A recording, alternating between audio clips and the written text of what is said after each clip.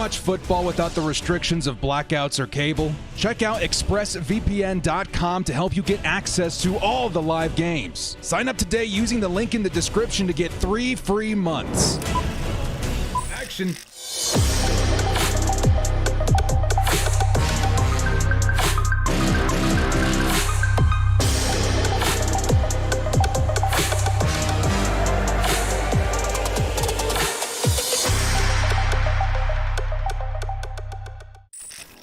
Yo, what up, Bolt fam? It's the director. You guys ready for some Chargers football? You know what? Late start today. The game is about to kick off, so a couple of huge things to keep in mind this game. The Chargers inactives list has been posted. Justin Herbert is not a part of this list today. So as of right now, it looks like Justin Herbert will be suiting up week 3 versus the Jags. Again, if you're Joe Lombardi, if you're Brandon Staley, if you're this Chargers coaching staff, you're likely going to try and keep as little contact on Justin Herbert as possible. And maybe, just maybe, we'll see a little bit of Chase Daniel mixed in there as well, just to make sure our franchise quarterback is safe. Among the inactives, we do have Keenan Allen, Corey Linsley, J.C. Jackson, unfortunately, Donald Parham, Christian Covington, and Isaiah Spiller. Hoping that we see some nice Chargers plays today from some of the guys that need to step up in this one. The Chiefs took the L today. Yeah, I have Red Zone on the side right here, guys. Of course, if you guys are wondering how we're watching at ExpressVPN and NFL Game Pass right now. Looking pretty good, dudes. The AFC West so far. Looks like with the win today, the Chargers may be able to take first place right back from the Kansas City Chiefs. Miguel says, can you give my niece a shout out? Hey, what's going on, buddy? Let's bolt up. Let's get some shout outs in the chat too while we're waiting for kickoff, as the Chargers will be, I think, deferring. Should be the defense on the field here first. We got Miguel, Wesley, Angel with the $2, Chiefs with the L. Let's go. We could take back the AFC West first place title today. We got Morthenian, Boogalump. We got Steve Simmons, a bunch of awesome dudes in the house today, man. Let's get this thing going. The Chargers versus Jacksonville Jaguars. The Bolts defense will be on the field first to start this one off.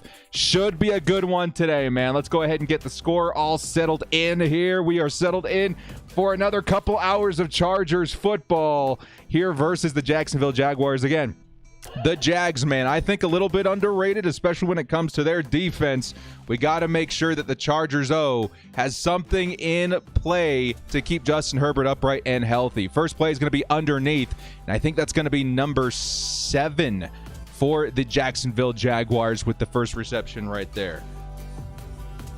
How's everybody doing, man? Good to see everybody, man. How's everybody's Sundays going? We got the Underdog Fantasy lineup. Actually, I'm going to get that set up on the side right here. I got a couple of pick'ems slated for today. One's in the chat if you guys have tried Underdog Fantasy since we've given our recommendation, man. It's been a good time out here. Lots of fun. And I think I got a couple lineups today that should hit pretty decent. Excited.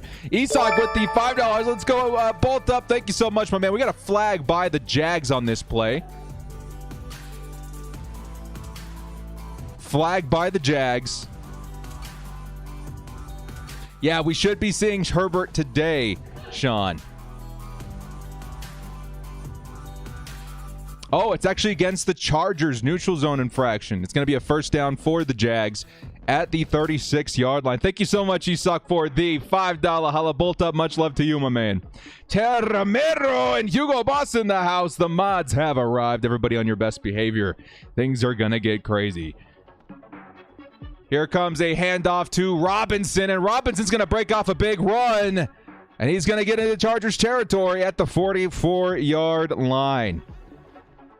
Are we seeing that the Raiders did lose? So with the Raiders loss and the Chiefs loss today, man, that is pretty significant to the Chargers in the AFC West. Hopefully the Raiders go 0-3, start things up. I'm still looking at red zone right now. Of course, they're sometimes a little behind. They're going to go for on the 2-point conversion, and they're not going to get it. I think that was a replay. And the Raiders should lose that one. So with the Chiefs loss and the Raiders loss, the Chargers got the opportunity to take first place in the AFC West. Let's go, Michael Hodges with the 20 right after this play. Here goes Trevor Lawrence running, and he's going to hit number 7 again underneath. And that is going to be a few yards for the Jacksonville Jaguars at the 40-yard line. Michael Hodges with the $20 holla. We got Terra Romero coming right back in with the 22 months as well. Let's see, Michael. Let's have the comp help us with this one, man. Let's fucking go, Director Chiefs loss Herbert, and let's start this off right. Let's start this off right, Michael. Let's go. $20 holla. Much love in the chat. Thank you so much, dude, for the support here on the channel. Yes, bolt up, Sir Herbert. Let's get him in there. Let's make sure that he stands upright. I got a lot of things I want to talk about on offense as soon as the Chargers get the ball on that start. Very nice, Michael. Thank you so much for the $20 holla, my man. Good to see you in the chat. And then we got Terra Romero, one of our prestiged mods in the chat. She says, in our hotel room with my husband and went to get ice cream on his way back when the elevator door opened and there were 4 Raiders fans. You always got to be ready. They could spring out of the walls like Alien, the Ridley Scott film Alien. They're coming out of the walls, man. Them Raiders fans. Got to be ready at all times. Thank you so much, Tara. 22 months. Much love and support. Thank you guys so much. Chase says, Director, I love you. How you doing? How you doing, Chase? Good to see you. 3rd and 6 for the Jags coming up. And it's Trevor Lawrence who's going to fire it to the outside. He's going to find a target too high, though. And that's going to be 4th down for the Jags. Here at the Chargers 39-yard line. Should be a 3-point try here. Chiefs lost. As far as I'm seeing, yes, I'll get the updated scores right here in just a moment. Yes, Indianapolis won that game 20-17 versus Kansas City. The Chargers have an opening here in the AFC West to take first place with a win over the Jacksonville Jaguars today. 4th and 6. Trevor Lawrence is going for it. The Jacksonville Jaguars offense is out there, and the ball is snapped. Trevor's looking. He's going to fire up deep, and it's going to be too high for number 11. And that's going to be a turnover on downs for the Chargers defense. No 3 points. ASJ in coverage. Beautiful ball defended right through the hands of the receiver. And that is a turnover on downs. 26 is in the chat. Chargers defense gets out here, does their job first. Now it's time to see Justin Herbert potentially and this offense get to work. Let's go, baby. Chase, thank you for the $2 holla. Aaron, welcome to the crew. I should say extended welcome. Appreciate the love there. Tara, Michael, Isak, and Angel, everybody, thank you so much for the hollas today. We are off to a hot start here. The Chargers defense getting the ball right back to Justin Herbert. 26 is in the chat. Love it, man. Much love. So they have Game Pass. Can't get on my Fire Stick. What app do you use to get in the Game Pass? So I would definitely take a look at a tutorial I found online. Just search NFL Game Pass International APK. You'll have to probably do that at some point before the game. But definitely check out the comment section of our tutorial video. Very helpful in that instance there. But if you're having a problem getting it on there, try your... because I've been using the app for so long. I usually use the browser, the web browser, if that doesn't work there. But good luck there, man. Aaron Lawrence, the $2 holla says credit card charged. Happy to be back in the crew. Let's go, Aaron. Welcome back. Still watching the Bills and Dolphins game. Yeah, I got Red Zone on the sideline right here, too. I should say on the side. Watching, keeping an eye on these games, especially, of course, since we got so many slates today for Underdog Fantasy. I'm going to take a quick peek at this one. Looks like we lost on the Minnesota one, but we got quite a few that are very, very close. I'll keep you guys updated with that as we continue on with Underdog today. Very close with the Cincinnati game. Is that one over? Give me 1 second here, guys. That could be a big one. Ooh, still 2 minutes. Yeah, okay, we're real close with that one. We'll see if that one comes out. And then the Eagles game as well. Is that one still going? It is with the minute 41, and they have the ball. Okay, all right. We might have something to show you guys here in a little bit. Just stay tuned. Is Spiller active today? No, he is not active. So while we're in commercial break, guys, keep in mind as the Chargers offense gets ready to take the field, we don't know what the plan is as far as, quarterback for the Chargers. Of course, we do know that Justin Herbert is active today. We don't know if he's going to be taking the full first team reps, if it's going to be a mixture of him and Chase Daniel. Have to wait and see. But if I'm the Chargers today, I'm playing a little bit conservative. A lot of dink and dunk, quick passes. Get players available for Justin Herbert right away. Make sure Austin Eckler is one of the biggest points of emphasis on this offense today. Make sure he's available underneath as much as possible. Speaking of which, Justin Herbert in the offense on the field. First play is a carry to Austin Eckler. Eckler able to break a tackle, but 2 more are there to clean him up. It's going to be 2nd and 10. Yeah, protect our Justin Herbert, who is in the lineup right now. He's playing through a torn or fractured rib cartilage, I think is what they're saying. I know rib injuries aren't as severe as other injuries could be at the quarterback position, but nonetheless, you want to keep this guy protected. And right now, he does not have Will Clapp. He does have Trey Pipkins back, however. Here comes Austin Eckler. He's going to be available underneath. Justin Herbert is going to find him, and Eckler is going to make the first man miss. He's going to pick up about 5 or 4 yards on that play. 3rd and 6 coming up, but that's exactly what I'm talking about. Make sure Austin Eckler is constantly and consistently available underneath just to pick up yards. Make sure Justin Herbert doesn't have to stand in the pocket too long. Director, remember Lauren? She rated us during the Chiefs game. I was chilling with her in stream, and she was doing a Watchcast Bills-Dolphins game. It was pretty fun. Hey, that's awesome, Hugo. GG's.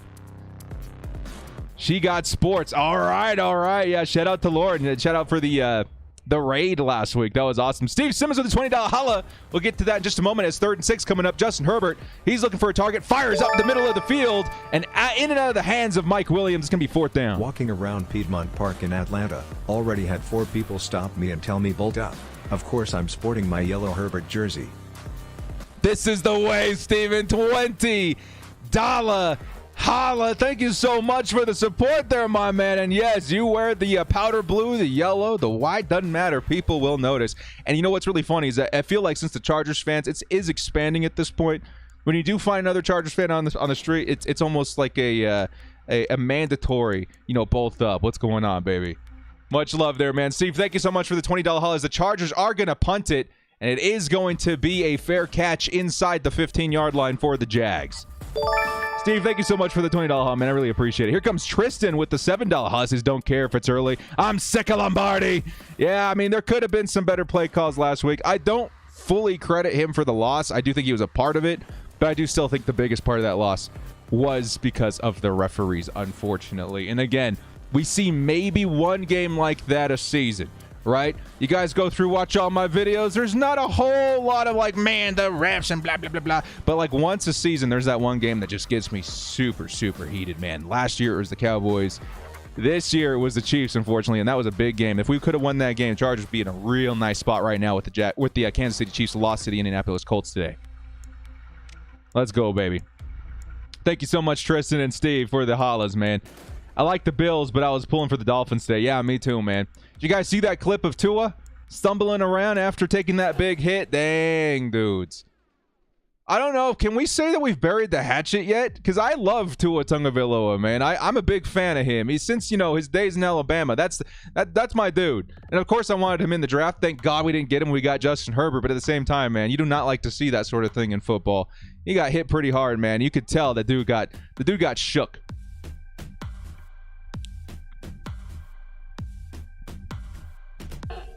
Herbert is playing. Yes, Herbert is playing. He took the first team reps in the first drive here with the Chargers. We're waiting to see what the Chargers' game plan is, I suppose, because the Chargers definitely don't want to keep Justin Herbert out of the line of fire as much as possible today. And to me, my formula at least, just an armchair quarterback, a Madden head coach.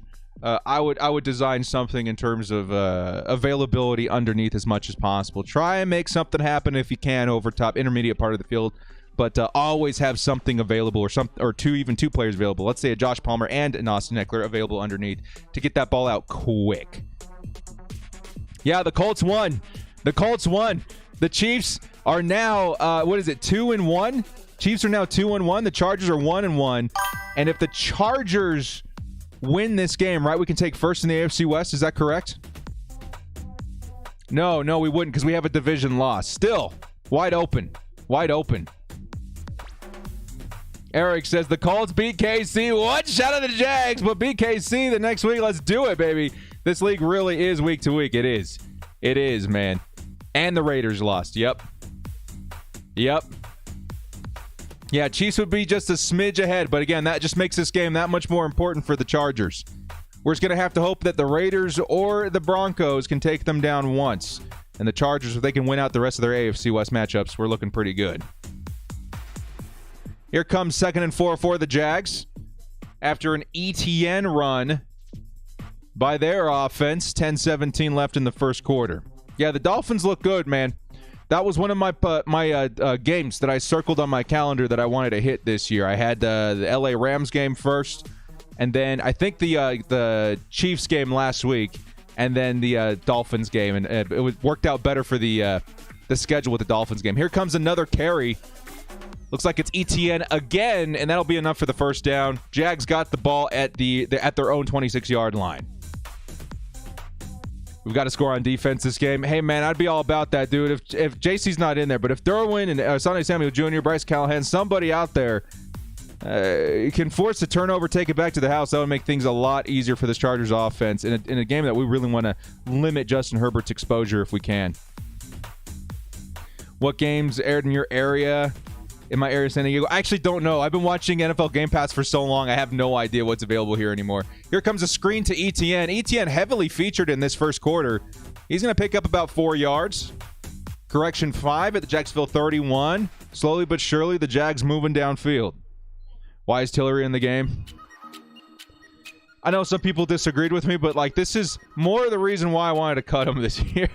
So if he's on the roster, he's going to get snaps, right? It is what it is. He does offer some value in terms of pass rushing, but man, I don't know. Versus the run, it's particularly tough. Here comes 2nd and 5. It's another carry. This time, James Robinson, and Robinson's going to pick up 4 yards. It'll be 3rd and 1 coming up. Chargers can get another stop here. Slad, what's going on, my dude? Good to see you. Yeah, I see. I'm seeing Tillery. Yeah, I feel you. Nicholas is going on. $2 Haas says we should never have let go of Shane Steichen. I know, dude. Shane Steichen's just kind of, he's created his own thing, right? Shane Steichen, man. And a lot of the times you'll see that even with good teams, they'll lose their coordinators, they'll lose their coaching staff, and they'll get elevated in another spot. That's just how it works. But yeah, man, it's tough. It's tough. 3rd and 1 for the Chargers on defense. Here come the Jags on offense. Close formation. It's going to be another handoff to James Robinson, and Robinson's going to get stuffed. Chargers, it looked like Sebastian Joseph Day, Austin Johnson in combination with one of the linebackers, I'm waiting to see the number, are able to get the stop. 4th and 1 at the Jags 35. Let's see him go for it this time. Looked like Derwin James was in there to shoot the gap, get the stop. Jags are coming out in punting formation. Let's go, D. Let's go. Got to keep an eye out for ETN this week, apparently. They're trying to get him involved pretty early. Of course, he went down early last year with an injury in his rookie season. I was one of those big believers in ETN. Unfortunately, he wasn't able to prove it. But this season, I think he's got the stuff. We got to make sure we keep an eye on him this game in particular. With the return, it's going to be DeAndre Carter, who does pick up about 5 yards. And it'll be 1st and 10 at the Chargers 15 when we're back from break. Let's go, baby. Some Jags fans in the house. How's it going, Jags fans? I feel like, the first 2 weeks are really rough in terms of the opposing fans in the chat. We had the Raiders, which of course Raiders week is always hectic in here, man. They're ready to throw virtual hands. And then we had the Chiefs. How do I describe the Chiefs? The Chiefs are the daddy's boys of the NFL, right? The Chiefs fans are the daddy's boys, man. So, you go out there, you talk any little smack to a Chiefs fan, even if you're in the right, you'll be hearing from my father. You know what I mean? Like, they got that old money mentality. Nah, dude, it's been rough the first 2 weeks. Now we got some Jags fans in here, man. I feel like they've been pretty chill so far. Let's have a nice, clean game today. And of course, we've paid our dividends to the Jags as well, dude. I think the Jags are underrated, have themselves a nice defense. Of course, though, we're talking about the Chargers. Justin Herbert, Khalil Mack, Joey Bosa. I do feel like, again, we're biased around here, but I do feel we got the edge. We just got to wait and see if things, rhythmatically come into place here very quickly. What's going on, Eric? Black with $2. Any news on Lindsley? No, he's out today. Yes, he is out today. We need him back. Chargers offense operates so much more efficiently when Lindsley's in the lineup, and so far, I have no idea when he will be back. I think he had the ankle injury, right? It was Pipkins with the foot injury. It's tough. I would have to imagine there's hope to see him versus the Houston Texans, but as of right now, we have no idea. Thank you so much, Eric, for the $2 holla. Iron says nothing but respect to the Jags. They need to lose today. Yeah, they need to lose today, man. These are the games I like, man, where you got no bad blood, but at the same time, you're going down. You're going down. Patrick Mahomes equals Draco Malfoy. You'll be hearing from my father. Just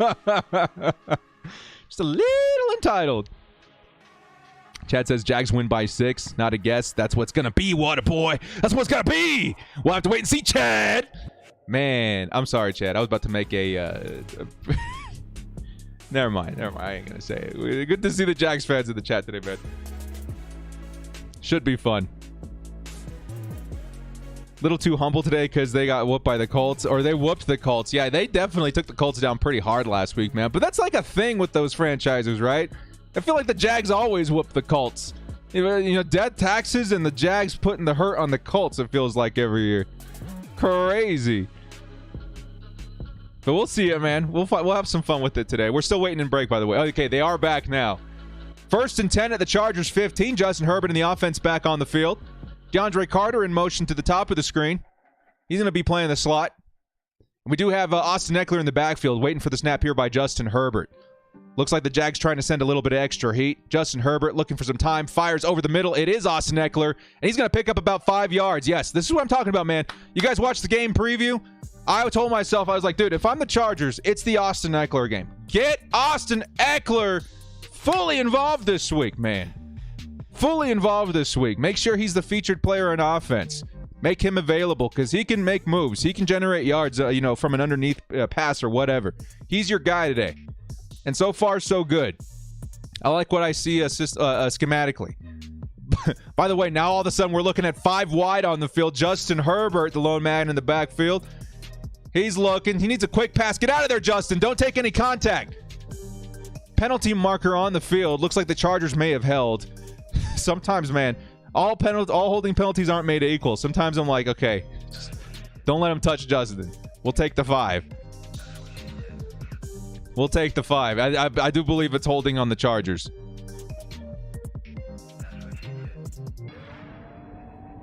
Brent says, Kiata bro. He's just trying to find the game here in New Zealand. Hey, man, since you're in New Zealand, you should be able to get NFL Game Pass International. That is the best way, man. You don't even need a VPN out there. Pick up NFL Game Pass International. You're going to get every single game. No blackouts, no nothing. I would look into it, man. If you need any help with it, check out my video, How I Watch NFL Football Without Cable. And all you got to do is ignore the VPN stuff and get signed up with NFL Game Pass. Donnie Fine with the $2 holla says shout out to the Colts and Titans. Let's go, baby. $2 holla. Colts and Titans taking down the AFC West rivals. Here comes 2nd and 15 for Justin Herbert. He's going to look. He fires middle of the field, and he's going to find his target, Gerald Everett. And Everett's going to make it a 3rd and 1 after a pickup of 14 yards. And the Chargers 3rd and 1 coming up here in a moment. Eric Black said, I love to see T. Billy come back to the Bolts. I kind of would, too. We need that speed, baby. We need that speed. They're taking another look at that pass, though. It does hit the ground, but I do feel like he had possession before he went down. No contact until well later, too. So, yeah, no, that's fine. I don't know what I'm talking about. That's a catch. 3rd and 1. Austin Eckler in the backfield. It's a toss to Eckler. The edge doesn't look too good. Eckler, can he find the yards? It's going to be a little bit short, 4th and 1. I did not like that play call. I did not like that play call one bit. It's going to be 4th and 1. The edge, very well played by the Jacksonville defense. And this is what I'm talking about, man. The Jags, top 3 in the league right now versus the run. In these situations, if you're going to run it, you need to give it to a specialist guy. A short yardage guy. A guy named Xander freaking Horvath. I like those pitch plays, but I don't want to see them on 3rd and short. I don't like that, man. The Jags defensive line is too good to be fooling around like that. Give it to Horvath, dude. If you're going to run it, give it to the big guy. That's how I'm feeling. Here comes the return by the Jags. It's going to be number 39, who does make a couple guys miss and then gets tackled out of bounds. Jags will have the ball at the 33-yard line. You can't run with that light tight. That's what I'm saying, dude. Again, we love Austin Eckler, and you get Austin Eckler involved as much as you can today. But what I want Austin Eckler to be on the field for today, keep him available on passing downs. Make sure, I don't care if they start understanding, if it's a pass or a run. I don't care. Make sure Austin Eckler is fresh and available on passing downs. If you need to run the ball, hand it off to one of these backups. We signed so many backups this offseason. Hand it off to Sony. Hand it off to Joshua Kelly. Hand it off to Xander Horvath on short yardage situations. You've got the tools. We just got to use them a little bit more, more. Get these guys involved. Austin Eckler's not your 3rd and 1 guy. Get these other guys some touches in those situations. If Eckler's out there, I'm expecting a screen. I'm expecting, a flat, a pass to the flat, something underneath. I don't want to run it. I don't want to run it in 3rd and 1 with Eckler. Because Eckler, you use that pitch play. You call that at some point, not in 3rd and 1. You call that on 1st down. You call that in 2nd down. You do not call it on 3rd down. Not for me. Because if Eckler does, hit a gap, if he does find that space, he can pick up 20 plus yards easy. But I don't like risking that on 3rd downs. Not for me. You wish Chargers watch my videos. I'm no head coach, dude. I know my X's and O's very well. I'm just saying, just as an observer, as a Madden coach, quarterback, whatever you want to call it. That's how I would utilize my players. It'll keep Austin Eckler fresher for passing downs. And you got a much higher percentage chance of converting that 3rd and 1 with Xander Horvath up the middle. Big Dumbardi. That's clever. I'll give you that one. Most intense game we've had already. I mean, it's a couple punts back and forth. We're waiting to see which offense, catches fire first. Chargers defense, I do think, has the edge, but both defenses are very good. So it will be, I feel, a lower scoring game today. I think without Justin Herbert, my score prediction was 17-16, like razor thin. We do have Justin Herbert in today. I think my score prediction was 28-16. With a little bit more consideration, I think 21-16 is not a bad idea either. I do think it's going to be lower scoring today. Both defenses pretty good. Both offenses missing some pieces. Level 1, everyone is a new coach. Yeah, that's what I'm saying. I was like, I'm not a head coach. I don't even know my X's and O's that well. But I'm just, an observer. A guy that sees what Xander Horvath does when given the opportunity. And I'm like, hey, we got a good track record with this dude so far, right? The data backs up a Xander Horvath, run up the middle on 3rd and 1. Let's go ahead and try that if you want to run it. If you're going to be stubborn about running it. I like that idea. But no. Don't hand me the reins to the team. I would muck it up. I wouldn't be able to handle the pressure. Here comes the Jags, by the way. Here comes their first play on this possession. It's going to be a pass to Christian Kirk. There was really nobody there. And he's going to get back up and run for the 1st down, but there is a flag on the play.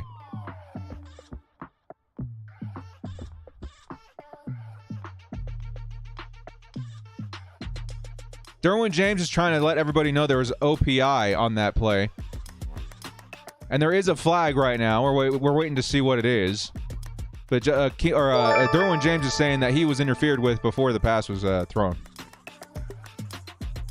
Franco Sinatra, what's going on, baby? He says, super grateful for you, director. I moved from San Diego to Sacramento.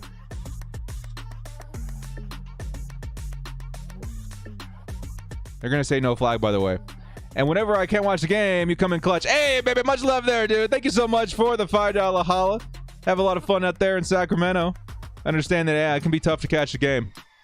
But we're glad to be here, man. Basically, this stream is more just to kind of get everybody in the same room and hype at the same time. But, man, if we can help you guys out when you don't have access to the game, absolutely. Absolutely. 1st and 10 for the Jags. Yeah, we're looking for the pass rushers to come in here right now. I'm looking at Chris Rumph on the edge, actually.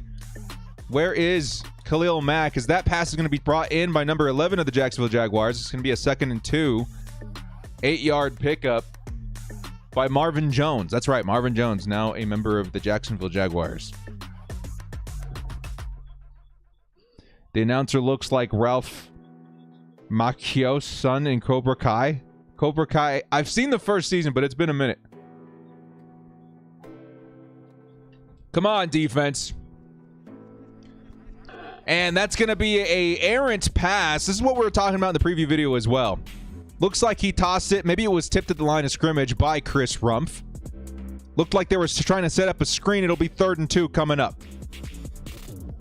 Yeah, let's look for a pick 6, man. I would love... Turnovers are going to be huge this game, of course. You got to get your defense to help out your offense. So far, they've been doing a pretty good job, but we need to give Justin Herbert as many opportunities as possible to try and grab a lead so that they can play a little bit more comfortably, a little bit safer in terms of protecting the quarterback. That's kind of the whole name of the game today. I want to find and create some space for Justin Herbert. Joey Bosa on the line. Khalil Mack is back in this one. He's going to drop Khalil Mack down in covers, but Joey Bosa is right behind Trevor Lawrence, and Trevor Lawrence scrambling is going to find his receiver. It's going to be the running back Robinson, and he's just going to squeak it over the line for a 1st down. Jags got the ball on the 41-yard line. Man, Joey Bosa so close. Not sure why Khalil Mack was dropped down in coverage on this one. Of course, he did a good job on that. But would have loved to see that pressure come off the edge in the direction that Trevor Lawrence was scrambling. Refs missed a false start, dang.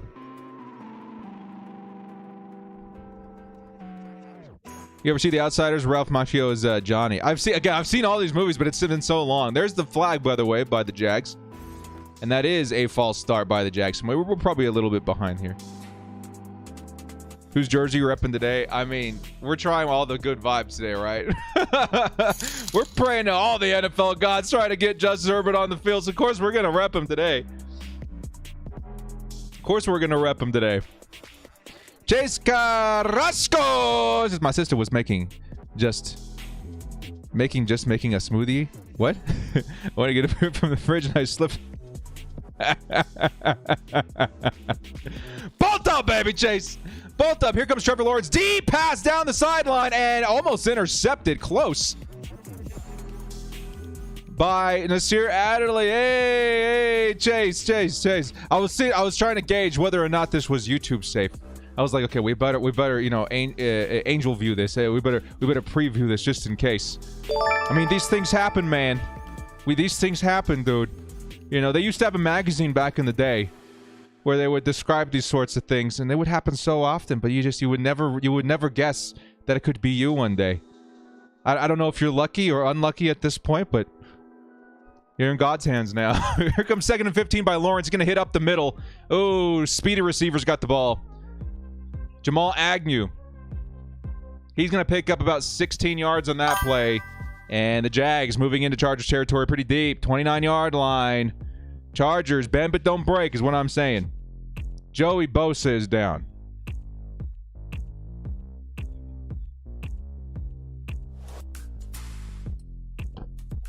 Joey Bosa is down. 97's in the chat.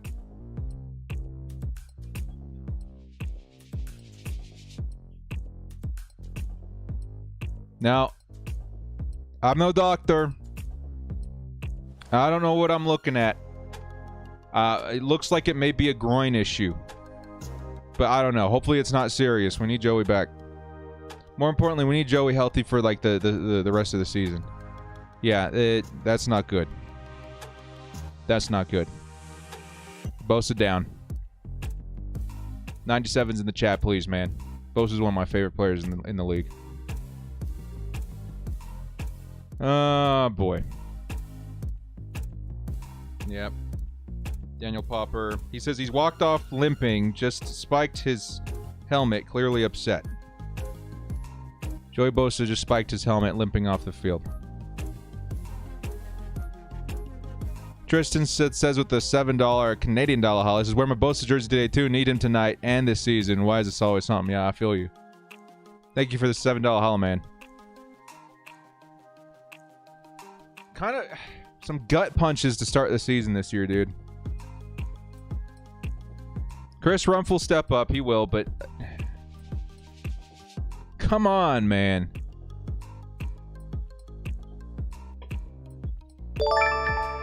Derwin James, Joey Bosa, dude. My two favorite players on defense. Of course, we love Khalil Mack and you know, a handful of other guys on the defense as well. Of course, we're Chargers fans, but like Joey Bosa, since the day he was drafted, I've been a super fan, dude. Ooh. That's not good. That is not good at all. So behind Joey Bosa, we got Chris Rumpf, who looked pretty good in the preseason. I actually saw him playing a few snaps out there in lieu of Khalil Mack earlier. But likely what we're going to see, at least for this game, depending on whether or not Joey Bosa can return to the lineup or not, is a lot of Kyle Van Noy playing edge today. You'll probably see a lot more Kyle Van Noy today. Number 8, look for him on the edge. So the Chargers, they do look good. They do look good on defense. But, I mean, huge gut punch, man. Joey Bosa is my dude. I'm trying to pretend not to be upset right now. I'm really trying to, try to play it cool, you know? But this is my dude, man. Joey's my dude.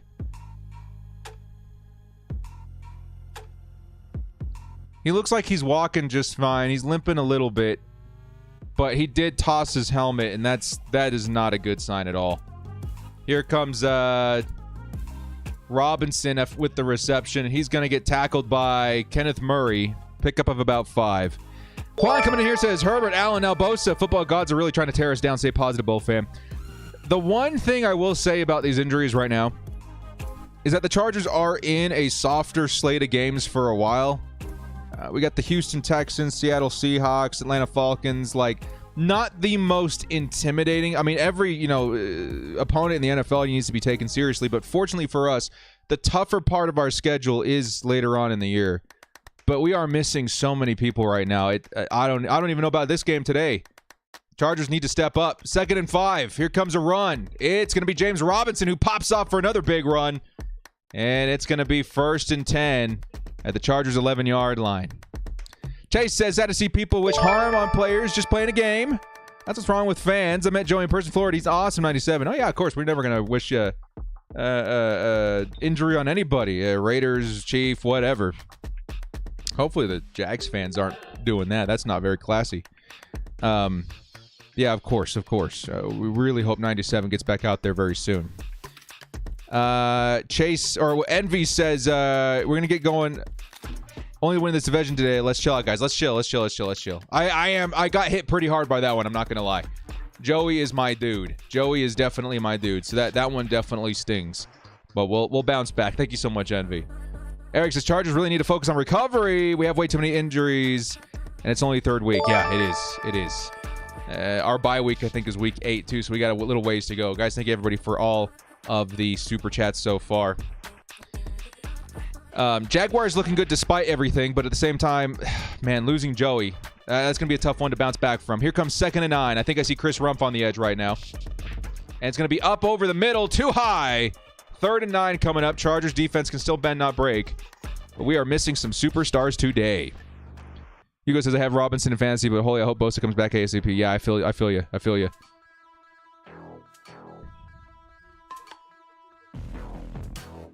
Bosa heading into the locker room with a little bit of a limp.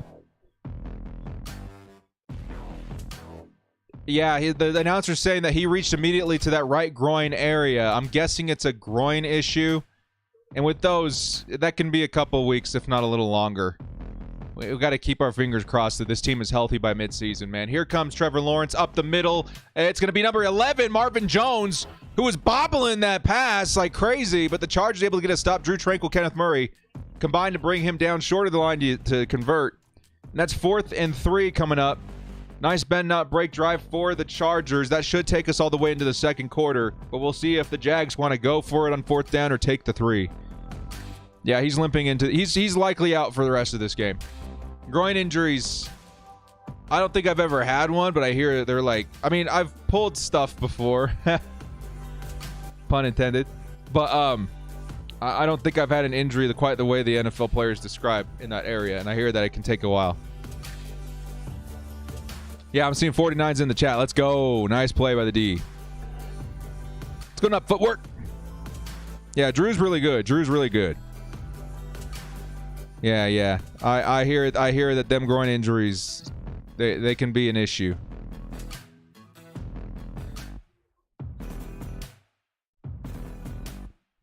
Give me 1 second here, man. I gotta shake off that Joey news, dude. That one hit me real hard. Give me a second. That sucks.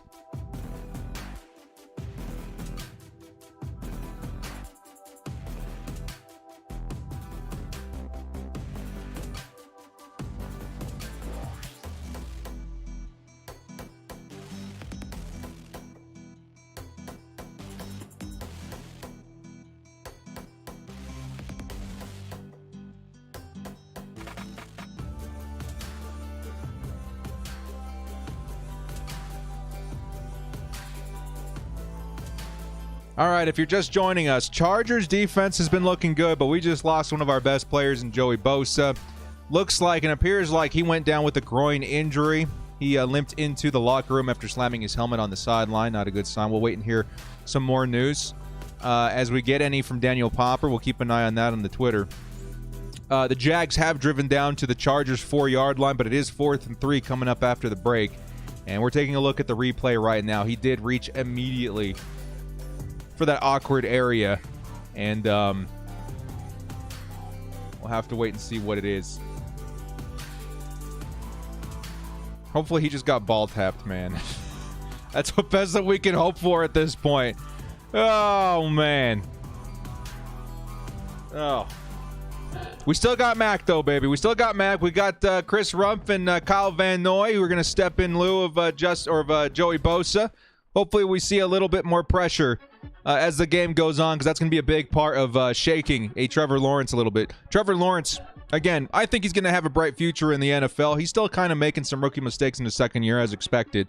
After this season, maybe even next season, he should be, one of the better quarterbacks in the league. But as of right now, he is throwing some passes a little errantly, with some bad choices when faced with that kind of pressure. And the Chargers, they've got players that can generate that pressure. Of course, even with Joey Bosa out, we got Khalil Mack, we got Kyle Van Noy, we got Chris Rumpf. Let's drop something to make it happen.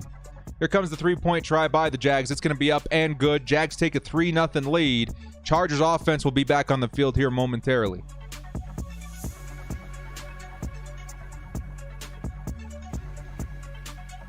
Yeah, I feel it, dude. I feel it, dude. That one hurt. But let's get back in this one, dude. This game's too important. With the Kansas City Chiefs losing today, with the Las Vegas Raiders losing today, the AFC West got a little bit of a road bump in terms of our competition. If the Chargers can pull themselves together and survive this week, that's kind of the name of the game. We need to survive the Jaguars. We're going to buy us another 7 days to get healthy, right? Get Justin Herbert a little bit more time in that sauna, right? Give his ribs a little bit more time to do their thing. I know ribs take a while to heal as well, but I'll feel a lot better 2 weeks out from that injury than I do in this game. And then we'll have to wait and see what's going on with Joey Bosa, Keenan Allen. Wow, they're stacking up, ain't they? Still, this is an important game, man. We got to hold strong. Chargers need to find something. I think with that news, if I'm Joe Lombardi, I'm trying some new things this drive. You've got to get into the red zone. You've got to score this drive. I'm putting a little more pressure on Joe after the news of Joe Lombardi or of Joey Bosa. We got Joe. You're gonna have to step up and call a good game today, man. He called an okay game last week, and a lot of people want his head for the loss to the Kansas City Chiefs. I still don't think he called the worst game. It could have been better, right? But I don't think he was like the biggest reason why we lost. Today, we need him to step up, though. We need a good game called by Joe Lombardi. And here comes a nice return by Carter, DeAndre Carter, all the way down to the 40. There is a flag, however. Leo Ramos has charged really missing Corey Linsley, but confident Bolts overcome. Yes, we're missing Linsley, but I think we got this. Thank you so much, Leo. $5 holla. Here comes the flag. Thank you again, Leo. Much appreciated. Holding by the return team. Half the distance to the goal, so I think that puts us at the 20-yard line. Bosa now officially questionable to return. Thank you so much, Andres. Joey Bosa officially questionable to return. And yes,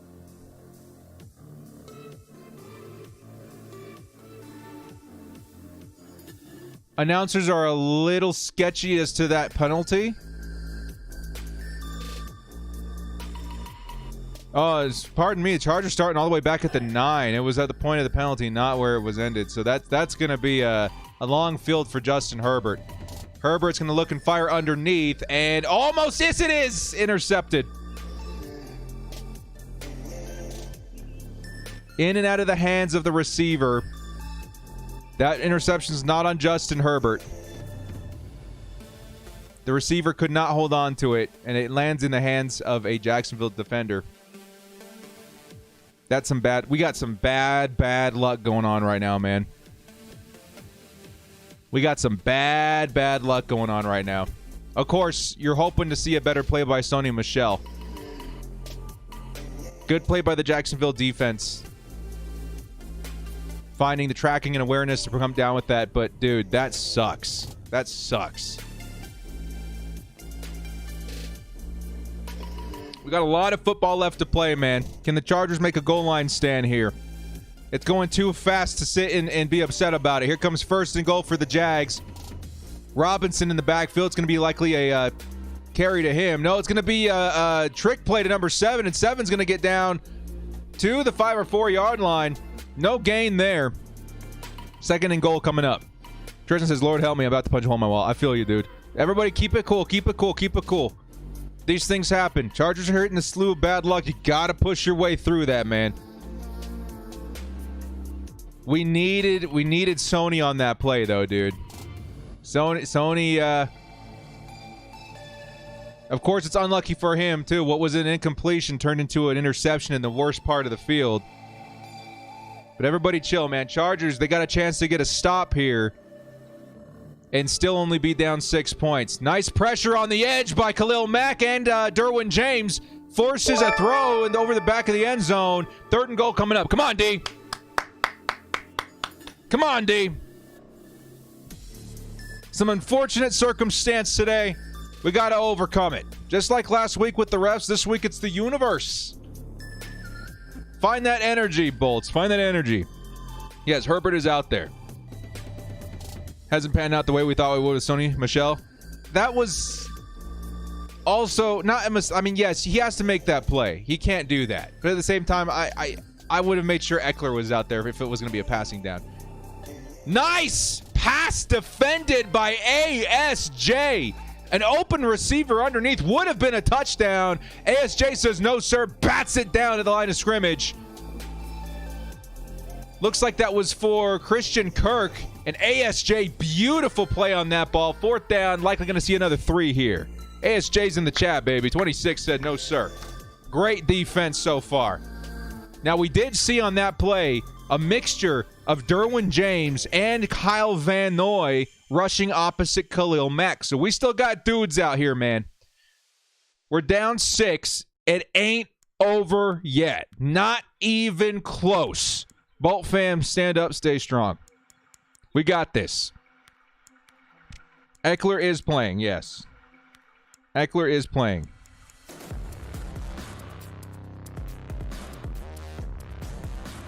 Nice defensive effort there by the Chargers. Back-to-back drives in the red zone. They're able to stand strong, get the ball right back to the offense. Eric says, it's ridiculous. Yeah. Driving your car with no oil. We got to do something. Yeah, Lombardi's got to figure something out. I think last week, for a lot of people, myself included at some degree, Lombardi a little bit on the hot seat, right? We talked about the possibility of Shane Day stepping up into the OC position. I think that's definitely a possibility. I do think so far Lombardi needs to improve from what I've seen in the game in the first quarter. It's not been great. It's not been great. We need Lombardi to step up, call something. Makes a little bit more sense with the personnel we got on the field. That's all. I think that's my biggest gripe right now. I don't mind some of the calls. The personnel decisions, though, that's what's got me a little bit confused. Victor coming in with the $2 hard says, guys, or good stop, guys. Let's go. Let's go, defense. Thank you so much, Victor. Jerron Clampett says it feels like Herbert slings the ball a little bit fast this year. I don't know if his receivers are ready for it. Yeah, that makes sense. At the same time, receivers got to be ready, right? They got to find themselves. If they're given an opportunity, they have to come down with that ball. And what I saw from Sony is that he was in position. He just couldn't get his hands on it. But still, got to limit these mistakes, man. Fortunately for the Chargers, we're going to take any bright side of what we're looking at right now. The Chargers have only given up 6 points off of some pretty bad things, right? So I think at this point, you got to collect yourselves, get back out there, and again, you got to get creative on offense. It was unfortunate that that penalty was called. Gave the Chargers, you know, the ball at the 10 instead of the 40. That would have definitely changed that, even if it was a turnover. But it is what it is. We can find a way back from this. We got this, man. We're not out of it yet. Not out of it yet. Here comes Eric Black with the $5 hard. Says, nice stop, though. I'd be happy with Shane Day taking OC. Lombardi is almost hiding Herbert, or holding Herbert back. Herbert is the guy. Go downfield. Yep, I feel you. And if I'm the OC today, with the whole Herbert situation, I'm not looking to put him in the pocket too long, right? You've got some great playmakers underneath. You got Josh Palmer, DeAndre Carter, of course, the king of them all, Austin Eckler. You got the other backs that all have pass catching capability too. I didn't list Sony Michel on purpose on my prediction video, and of course, I think that came to fruition so far here. I would have been a lot more confident with even Xander Horvath or Joshua Kelly in that play as far as a receiver goes. But make sure people are available underneath. Dump that ball whenever you feel the pressure coming, Justin. Don't try to do too much. You got the playmakers to carry it down the field. Let's do this. Spiller is not active this week. He is not active this week. Fire Lombardi, elevate Shane Day, bring in Rivers as QB coach. Hey, how sick would that be, man? Again, I'm not a Lombardi hater. At least not yet, right? But I think the reality is we need to see something today from Joe Lombardi. Jalen Guyton need to be in too, yeah. Jalen Guyton more your deep threat, but he's got the speed to turn an underneath pass into something big. Bionic, thank you. Welcome to the cast. Here comes a carry by Sony Michel. Coaching staff still has confidence in him. They hand him the ball right after that last play. Of course, you could chalk it up to 50-50. He's got to come down with that. And also, that's super bad luck that it bounced the way it did. But he's right back there in the lineup. And again, if you're running, I don't mind seeing Sony Michel in there. If you're passing, bring me Austin Eckler. Bionic, thank you so much, guys. Welcome him into the crew with them custom emotes, baby. Let's go. 2nd and 2 in motion. Josh Palmer. And here comes another carry by Sony, and Sony's going to find a nice hole. He's going to pick up the first down. Chargers got the ball around the 40. Ron says, been watching for a season and a half now. You make the pain very manageable. I always say in my second life, I was like some sort of, emotional therapist, right? I worked with kids, is what I'm going to say. I feel like, sometimes as Chargers fans, we need that gentle approach. Because sometimes things happen, like today. Much love, Browning. Thank you for the crew membership, man. I appreciate it. Here comes 1st and 10. Justin Herbert with the pump fake. He's going to hit it on the. He's going to throw it into the dirt. As that screen pass got blown up. 2nd and 10 coming up. We did see Eckler. They were trying to develop a screen to the right side. There was just way too many Jags defenders. May have been even better just handing it off to your guy with more blockers on the top of the screen there. We are watching with NFL Game Pass combined with ExpressVPN today. If you guys want more information on that, check out the ad at halftime from our sponsor, ExpressVPN. We'll get you guys set up before week 4. 2nd and 10. Jags sending a lot of heat. Herbert's got to get rid of it. He's going to toss it deep, and it's a little too high for Gerald Everett. 3rd down coming up. Justin Herbert. They know Justin Herbert's situation. They're going to be sending as much heat as they can. It's a solid move by the Jags. The Chargers need to make more available to Justin Herbert. Eckler's in. Eckler's in. Enough with the screens. I don't mind screens. That one did get blown up, though. Joshua Kelly in at running back now.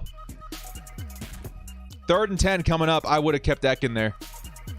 But Joshua Kelly's not bad as a receiver either. Justin Herbert needs to find 10 yards. He's going to fire. Nope. He's going to take a sack and a fumble.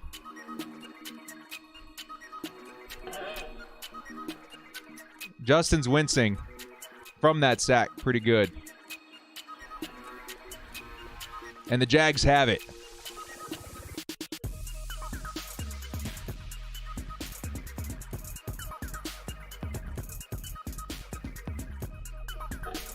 Dang, man. We knew the Jags' defensive line was going to be good. And Herbert, again, spends a little bit too much time in the pocket. There's nobody available underneath.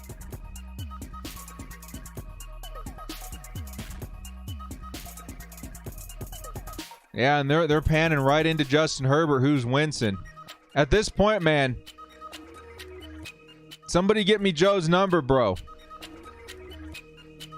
I don't care if you have to punt that play. You are risking your franchise quarterback's health by not having an underneath option. Everybody was playing the line to convert. I get that. You want to convert in 3rd down. But it's more important that Justin has a place to throw the dang ball and not stand in the pocket so long.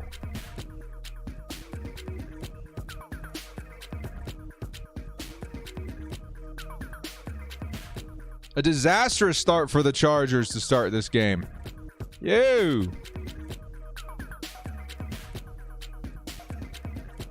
All right, back-to-back crazy good field position for Trevor Lawrence. Defense, even without Joey Bosa, has been playing pretty good. We can keep our heads high in terms of that, right? Here comes Trevor with some pressure and almost intercepted by Derwin. Derwin's so close, man. Ooh, that would have been big. Dropped interception by Derwin James. Taking a look at the replay in slow motion here. Derwin just couldn't bring it in. So close, but it was a spectacular dive for the defended pass there at least. 3rd and 8 coming up. And the Jags coming out in 3rd and 8. Oh, dude. Crazy play by Derwin. Would have been a big pick there. Trevor Lawrence going to pass underneath. And it's going to be number 17, Evan Ingram. And Ingram's going to pick up the first down just barely at the Chargers' 17-yard line.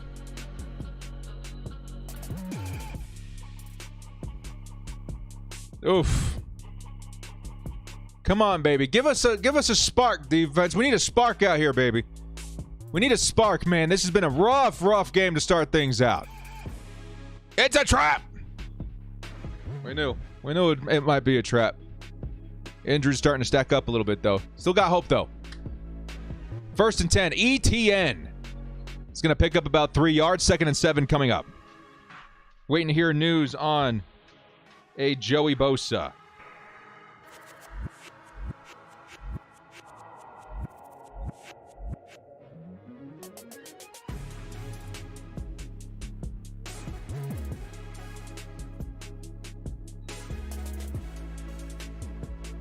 Yep.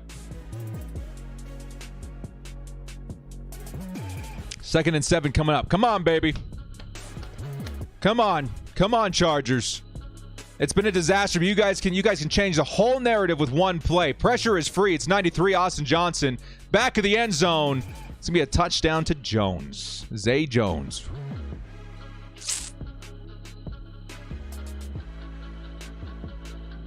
(12-0) is going to be your score right now. The Jags likely going to go for 2. Correction, they're going to take the 1 here. Oh, no. We still got 10 minutes in the second quarter. I'm not in freak-out mode yet. But there is some sloppy football at work right now. Sloppy on the offense. Yeah, we knew not to underestimate these Jags coming into this game. And so far, it ain't looking good, man. That Jags defensive line is for real. And they've been, I would credit them as the biggest difference in why the score looks the way it does right now. Chargers need to find a way to slow that down, up the tempo a little bit, while keeping receivers available for Justin Herbert. Because like I mentioned, you're going to have to pass. If you're going to beat the Jags, you have to pass. But with Justin Herbert's situation, you have got to keep a safety valve available. And the best safety valve on this team is Austin Eckler. You have got to keep him available underneath. And I haven't seen him as much as I want to on offense so far. Crazy. Yeah, defense is tired, man. They've been on the field way too much this game. Yeah, Jags are for real. You know, I felt that the Jags were ready to, like, turn a corner here very soon. I felt, truthfully, it would take until next season. But this season, if that defense keeps holding up the way they do, you never know how far they can go this year. Not this week, though. I need the Chargers to figure something out and get back in this one, man. At this point, 10:23 left in the second. You got to score. Like, it's plain and simple. You got to put up a tutty this drive, man. You got to clean things up, dude. You got to put up a tutty. This is it, man. Like, this is not it. Like, you have the power with this drive to keep it from getting away from you. You got to get in the end zone. Plain and simple. You got to get in the end zone this drive. Come on, baby. Come on. Where's Mac? Mac's been looking good. Trevor Lawrence, he's got some escapability. A couple of plays where he could have made a big play.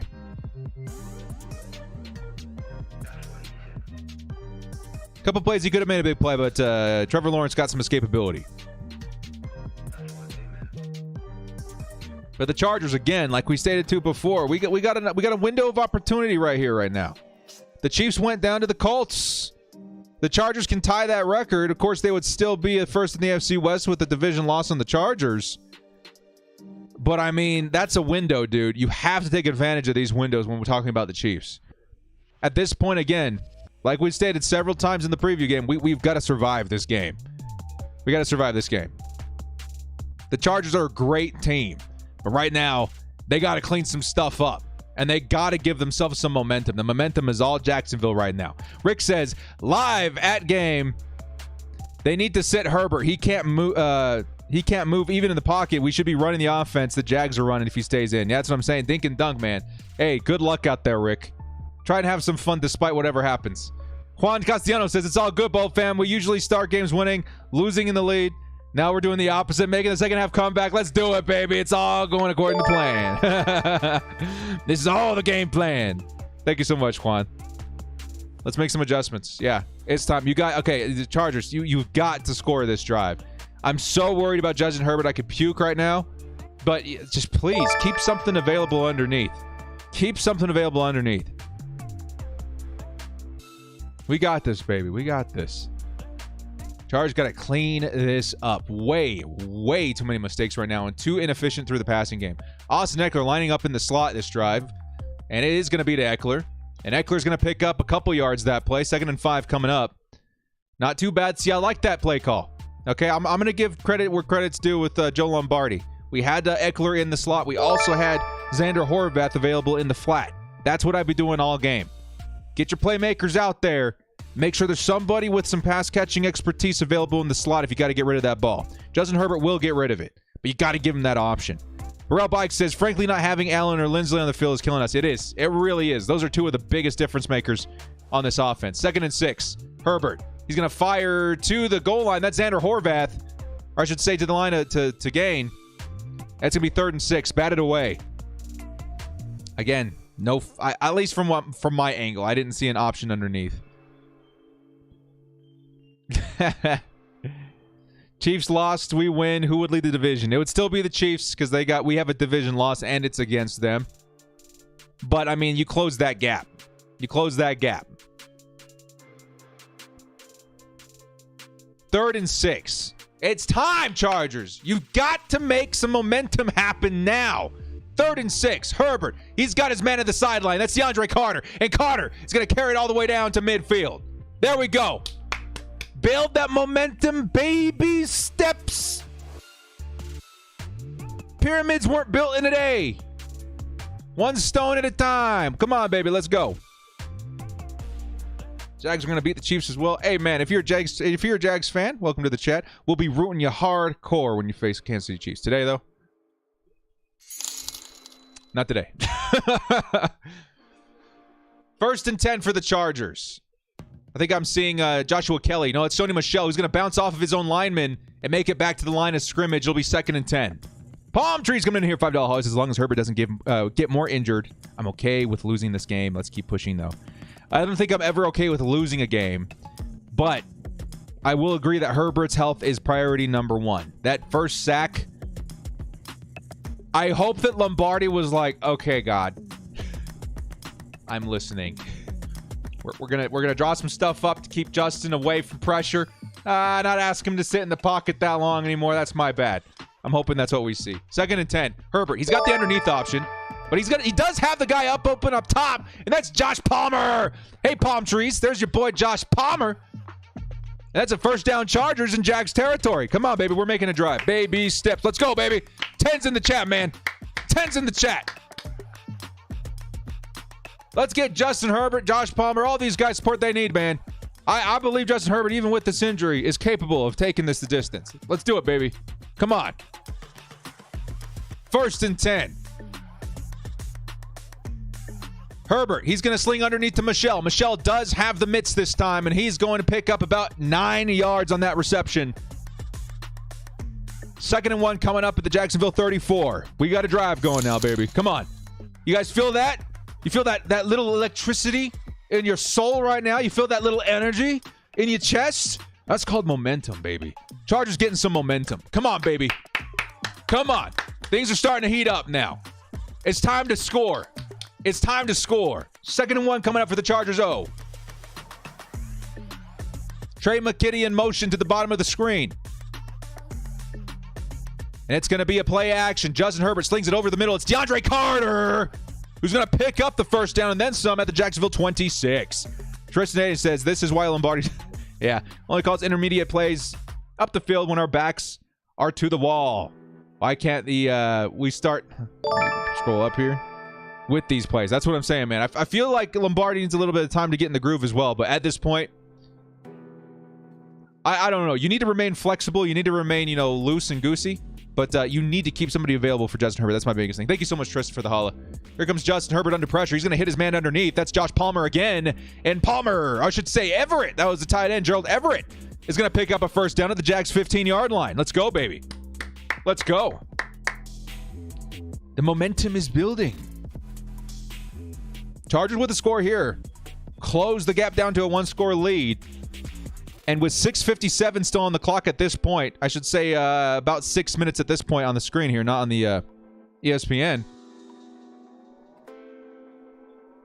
You got some time to still close out the first half with some nice momentum. Let's do it, baby. Come on.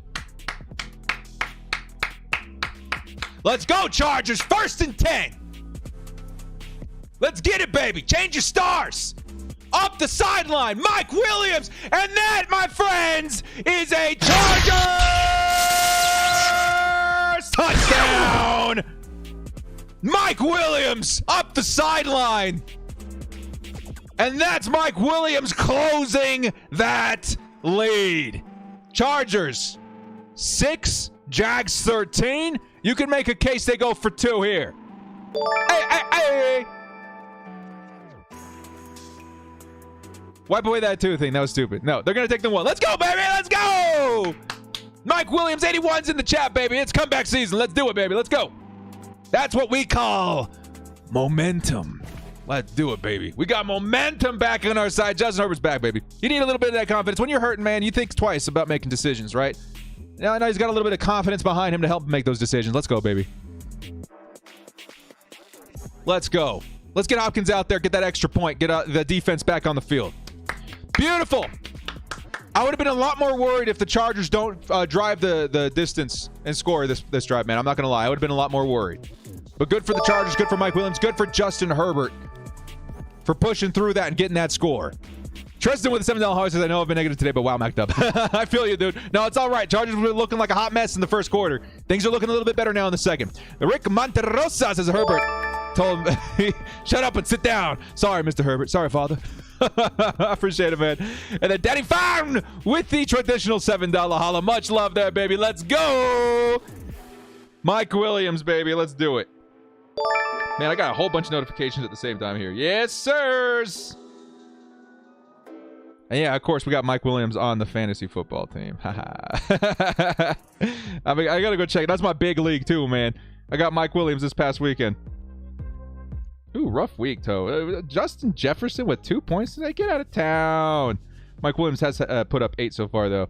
Very nice. And my opponent's been having a crap week, too. So as long as Eckler, Ertz, Mike Williams, Younghoe Koo, and the LA Chargers defense can do something, we might have a shot at breaking back a comeback here. He had the one good player in Mark Andrews, and that one guy went out for like 20. Let's close that gap. Director, what's your honest opinion on Lombardi? I think Lombardi's mid-tier. You guys want to know my honest opinion on Lombardi? Lombardi's mid-tier. I think Lombardi's fine. He's not great. He's not the worst. But at times, it can seem that way. Right? And I do think that the window is open if the Chargers wanted to make a change at OC. The Chargers have so much money on this team this year. Right? They feel like there's stubbornness to improve on Lombardi's part. Then, yeah, of course, I think that, Shane Day has every opportunity in the world to elevate to OC at some point this year. This game is going to be very important to me in not even determining that, but just making headway in either direction, right?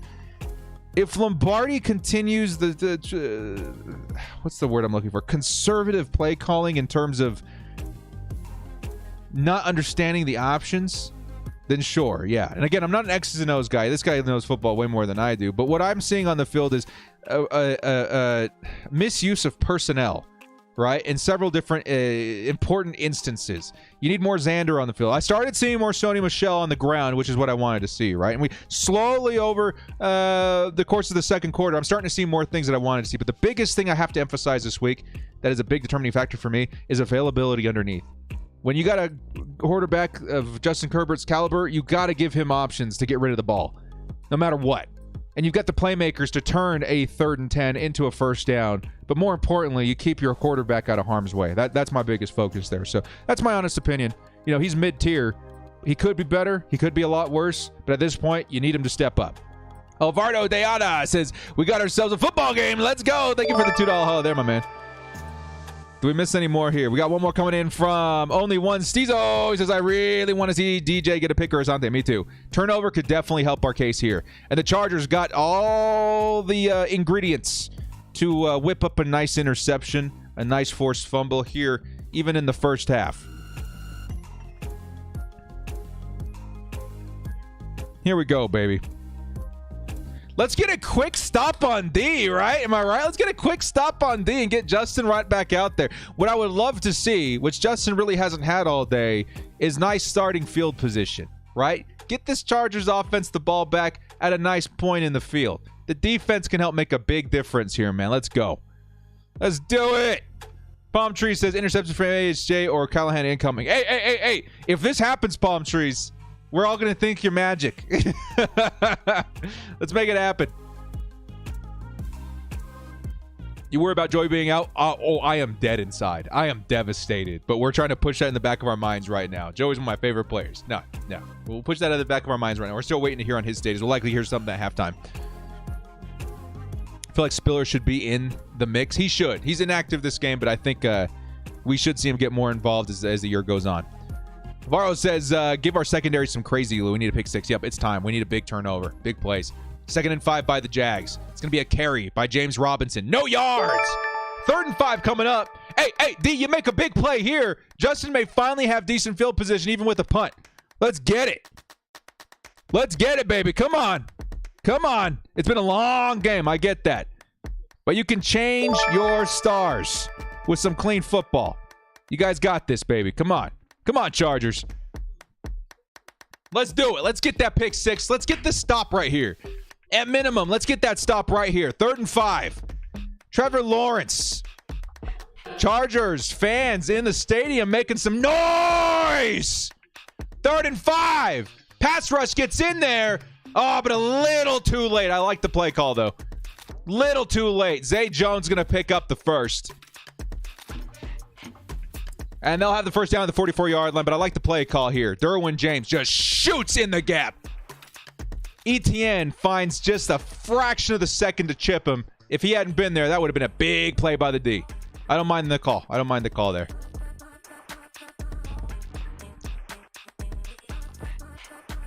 Nice coverage by the Chargers while trying to get home with the blitz. 1st and 10. Hey, keep that aggressive state of mind, man. I'm all about that. If that don't work, just reload and fire again. Reload both barrels if you got to. Chris Rumpf on the ground. And, oh no! Christian Kirk is free. We had a defender trip, but there is a flag on the field. There is a flag. This could be a huge flag considering the play. It may be OPI. That may be why our defender was on the ground.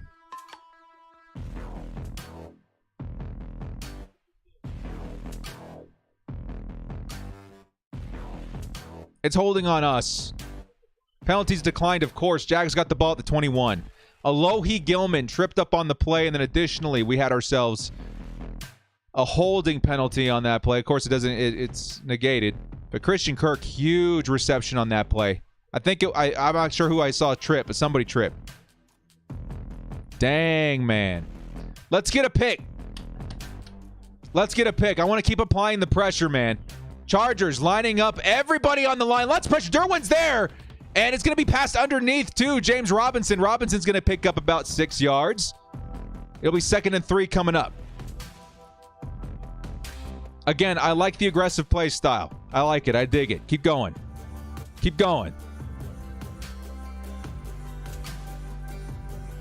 These refs, Again, I didn't see anything, but maybe we just didn't have a view on it. They were thinking maybe OPI. It got called holding on the D. 2nd and 3 by the Jags. Chargers can make another stop here in the red zone. Here comes a carry by James Robinson. He's going to get nothing. 3rd and 2 coming up. Let's get another stop here, baby. 16-7. I'm still feeling pretty good about that. Come on, baby. Come on.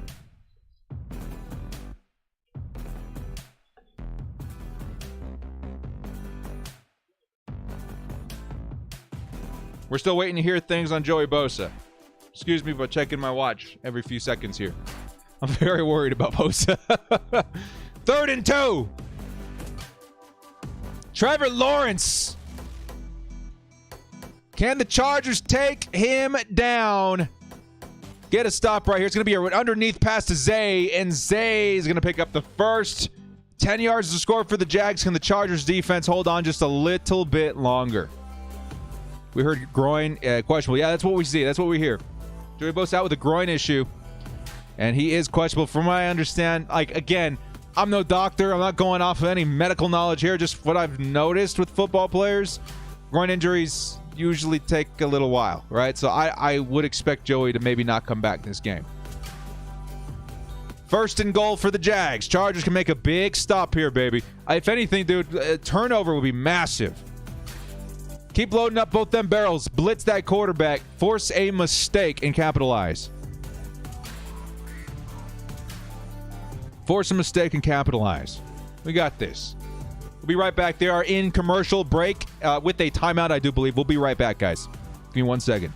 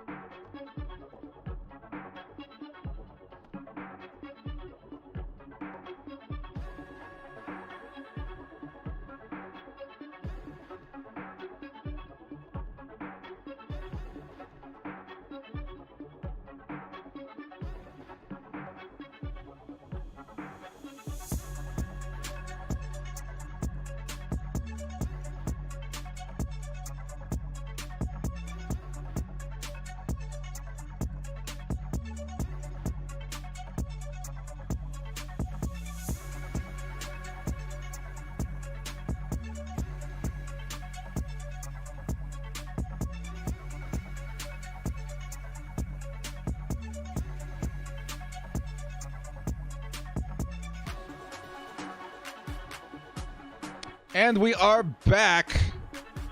Waiting to come back from commercial here. 2:32 left in the second half. Jags at the 10-yard line. Chargers got all timeouts.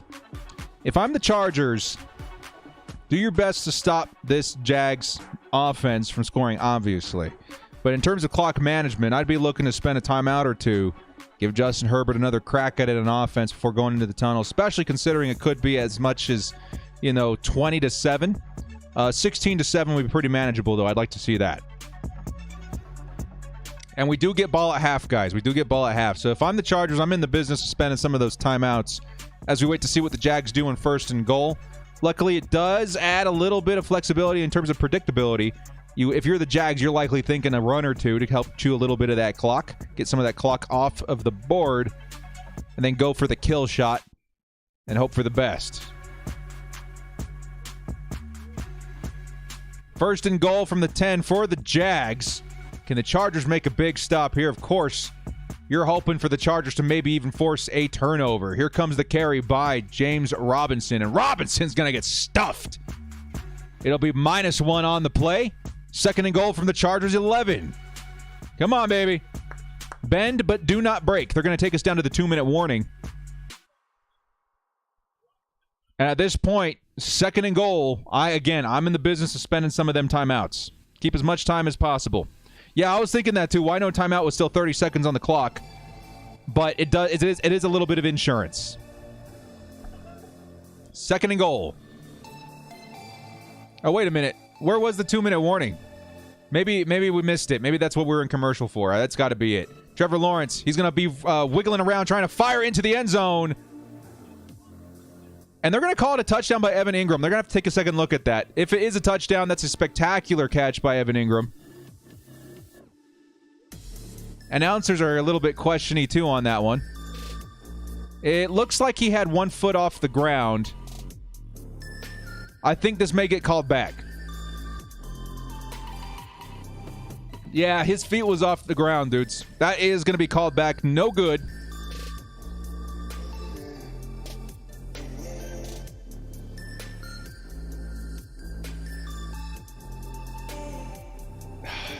It's actually really close. It depends on where he gains control.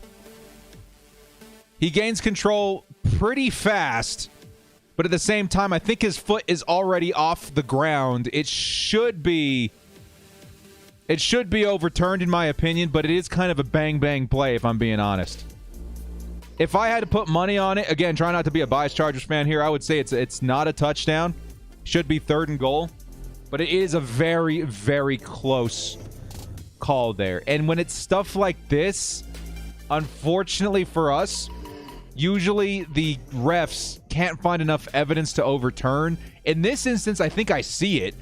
I'm pretty sure his heels are above the ground. I think his feet are off the ground when he's coming down with that catch. But again, it's all up to the refs once again. Yeah, that's what I'm saying, Hugo. When looking at it, I think it's very clear to me that his feet were off the ground. At least one of his feet weren't. He doesn't reestablish that foot in bounds. But it really just it's a bang play. So our fate is up to the refs once again on this particular call. It could go either way. We just got to hope for the best as Chargers fans that we get one. I feel like the foot was up. If you guys are asking my official opinion, because I'll tell you if I feel it's a touchdown or not. With this one, it's close, but I do feel the foot was up. I would overturn this. But I would not be surprised if they do rule it a touchdown because it is a bang play. So again, it's truly one of those up-in-the-air decisions.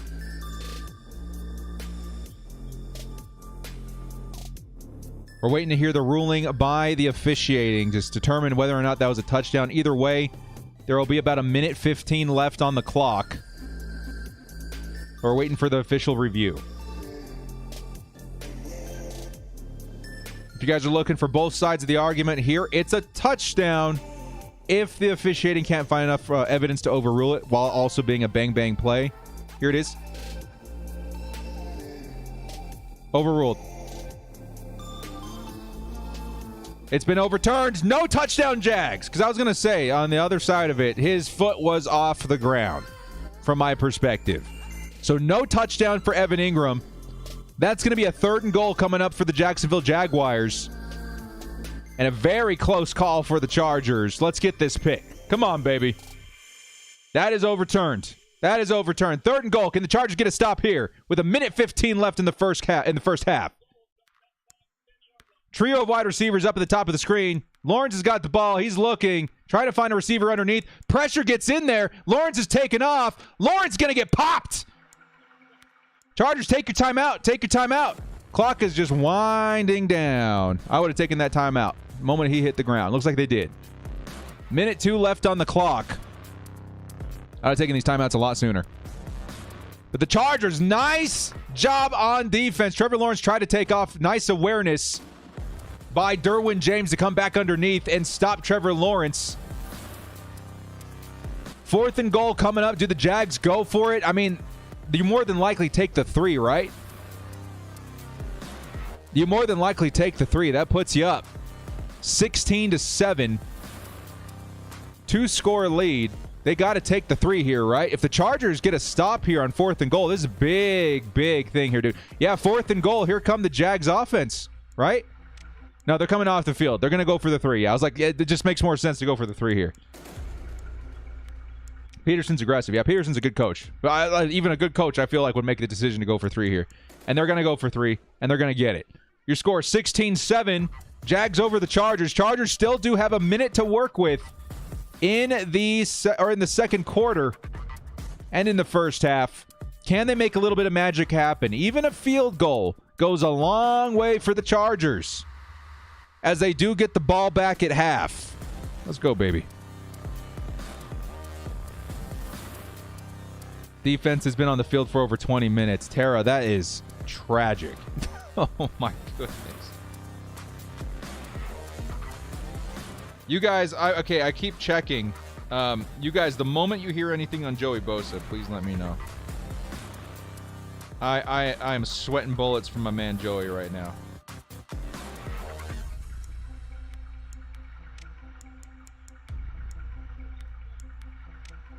Okay, so what I liked from that drive defensively, even though it did end up in 3 points, and even though it gave, Trevor Lawrence is going to figure it out eventually, I love the aggressive mentality on defense, especially while missing Joey Bosa. You got to generate that pressure somehow. That had to have been one of the biggest emphases in practice this week, is that we got to put the heat on Trevor Lawrence. So even though, the drive went the way it did, I do like the play calling on defense. I dig it. I like the aggressiveness there. Now, can we match that energy on offense? As that's going to be a touchback. Chargers are going to get the ball at the 25. And we got a minute 2 to work with. What do you guys think about that? I mean, again, with 2 minutes left on the clock, maybe you can play a little more conservative, but at the same time, man, let's take that win. Let's not wait for it. Yeah, let's get a field goal. Let's get a Justin Herbert touchdown would be even better. A minute 2 left on the clock in the second half, or in the first half. I like what I see here, man. Let's see if we can make something happen. We got 2 timeouts as well. Chargers with 2 timeouts in a full minute. Let's see if Justin can make something happen here. Of course, keep Austin Eckler available underneath just in case. And it is Austin Eckler, and it is going to be a screen. And Austin Eckler is going to take this for about 10, 12 yards. Nice play for the Chargers. We got to call your timeout. Chargers got the ball around the 37-yard line. Call your timeout. Call your timeout, please. No, they're going to let it run. Okay, quick huddle. Try and hit the sideline then, man. Try and hit the sideline. Conserve these timeouts. Get in field position. You guys got, about 20 yards before you can get into field goal range. And there is an early movement, though. Flag on the Bolts. Trey Pipkins on the false start. Come on, man. You guys still got some good field to work with, and 2 timeouts, 36 seconds left. Again, I feel like Staley's got to be playing for the field goal at this point. Try and get a touchdown if you can, but get that field goal by any means necessary. Get that field goal. If you can get on the board before the second half, we're looking good. We're digging ourselves out of this hole a little bit.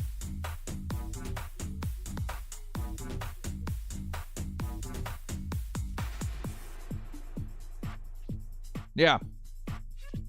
Let's play for that field goal if we have to. Too much time. We got, 38 seconds left. 2 timeouts. Should say the 1 timeout. They just elected to spend one. So 1 timeout left. You're going to have to hit the sideline a couple times. Maybe hit Austin Eckler underneath, right? I'm looking at 2nd and 11, so they must have run a play. Short pass to Austin Eckler.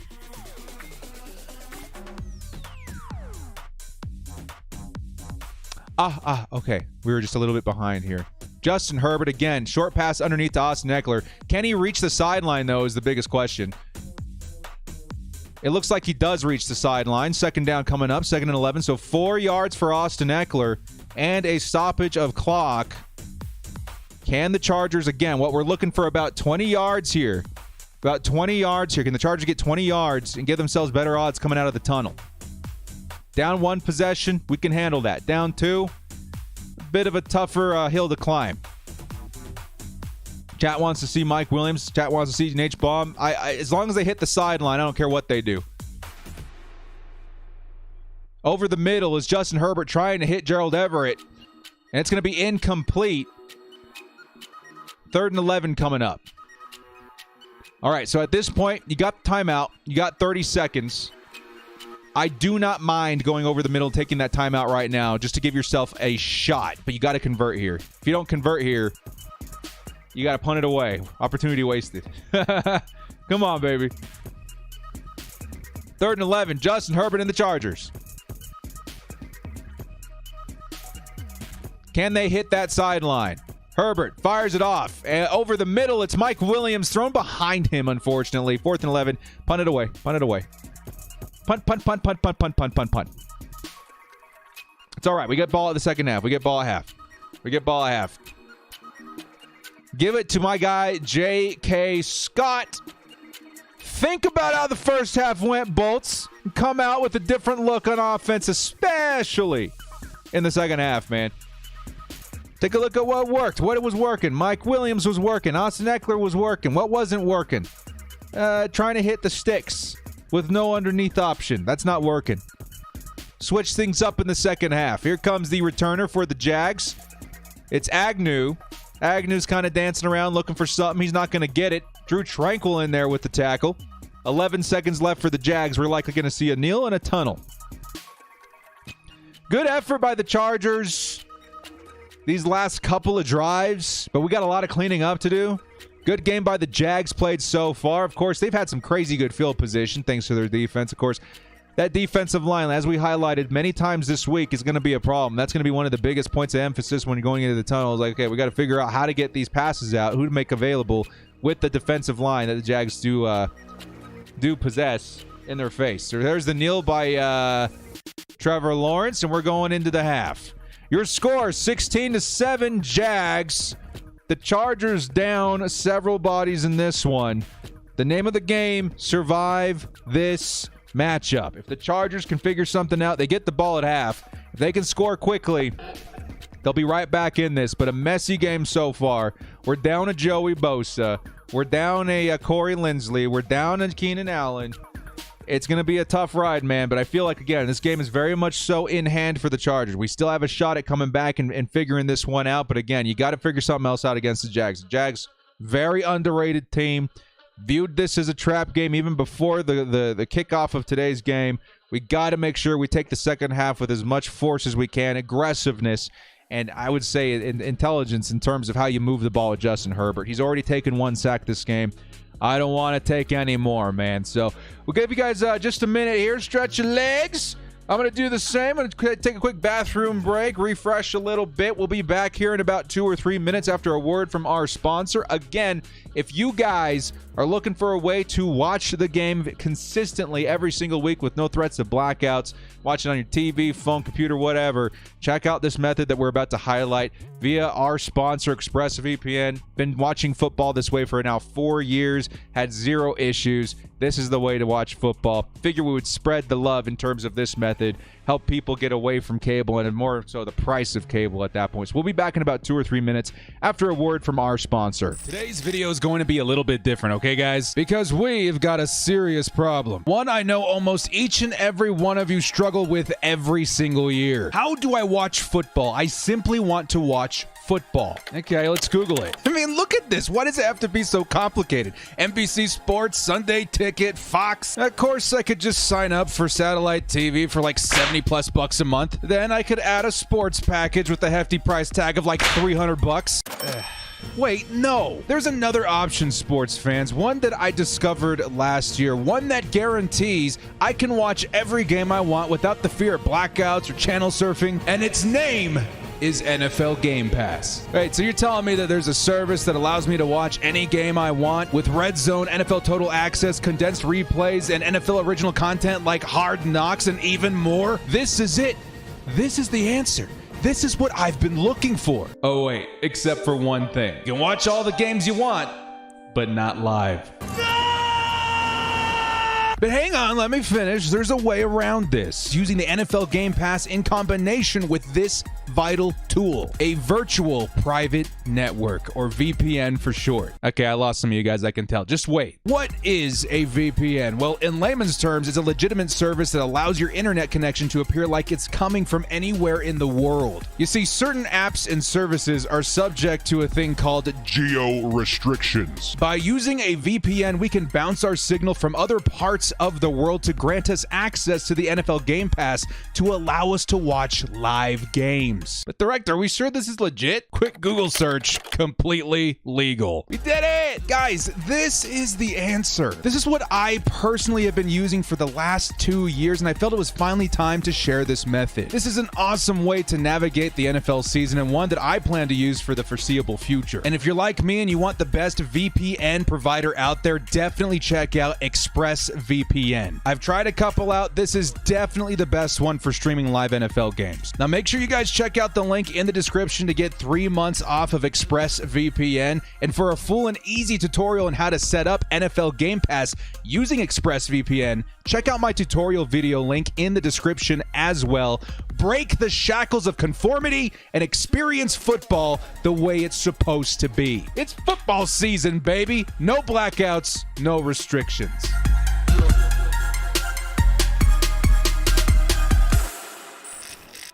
We are back. Huge shout out to the sponsor, ExpressVPN. Of course, get your guys set up before game day for your best results. Definitely do some tinkering around. Look for some tutorials on how to get it on your Fire Stick or other devices. Of course, you can also check out the comment section of our exclusive tutorial ad for a lot of help there as well. Good luck to everybody, man. The comments, you guys are funny. This first half, man, kind of crazy. Kind of tough, dude. The Chargers at this point, 14 yards on the ground. Of course, you don't want to see the Chargers lean on Justin Herbert so aggressively, but as we stated before, the Jags have a great defense. You're going to have to pass on them, and it's the way you pass on them that could lead to success, and of course, the health for Justin Herbert. We're hoping to see more of that.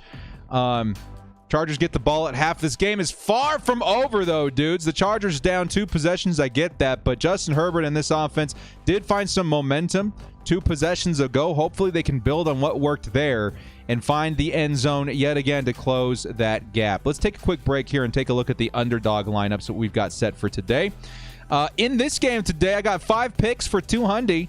We hit something nice last week, as you guys can see with the $300 there on the top right-hand corner. Not too bad at all.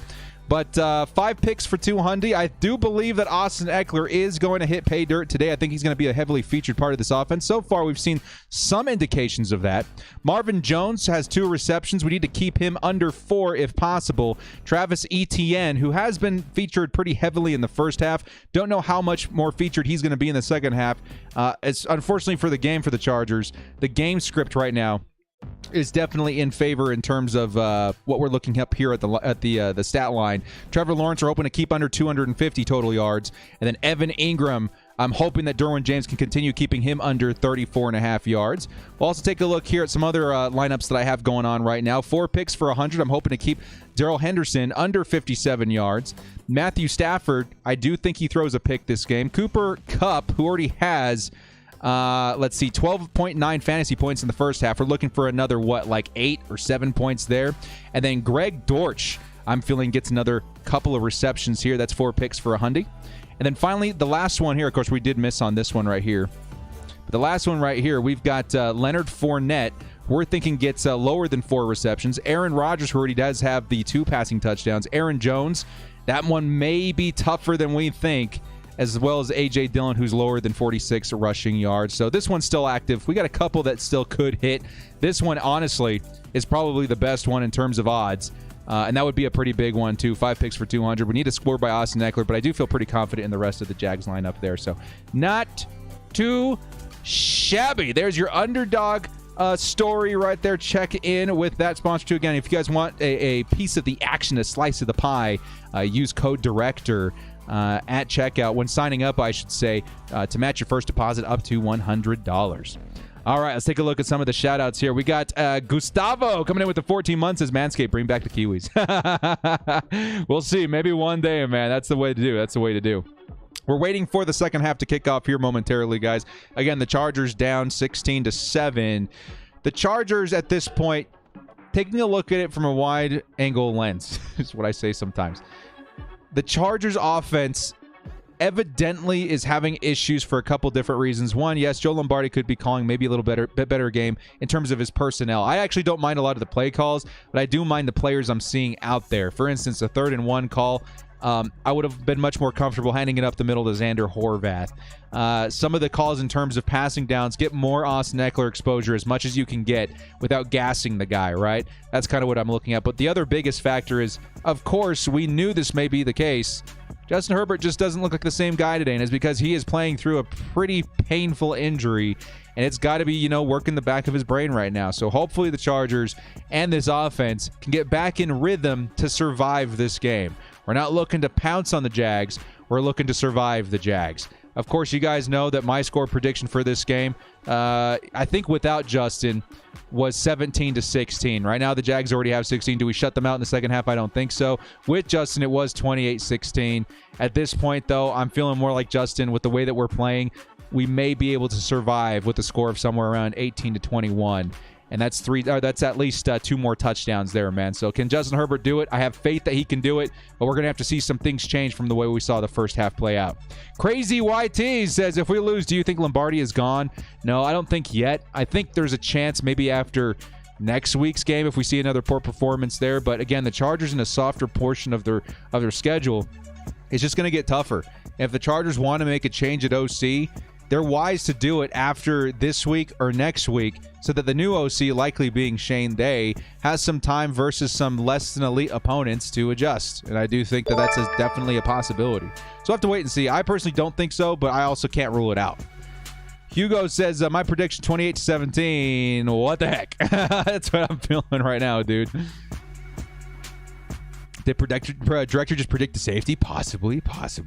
Herbert's playing injured with 3 starters out on offense. Some suspect play calling. Yeah, it's starting to stack up against the Chargers. But you also have to take into account that the Jags are playing a pretty good game too. Again, can you call it a trap if you know it's a trap? We've been talking about how good and underrated this Jags team is all week. And with the Chargers banged up pretty good, we're going to have to play our butts off to survive this one. But it is far, far, far from over right now, dudes. The Chargers still have every opportunity in the world to come back from this one. They do get ball at half. We just got to hope to see some cleaner play calling on offense. Defense has been putting up some pretty good efforts, though. I will say that. For how many times the Jags have been in the red zone, I think like 4, 16 points isn't too bad. So it could be worse. We'd like to see better. We'll be back in just a second, guys. Give me 1 sec.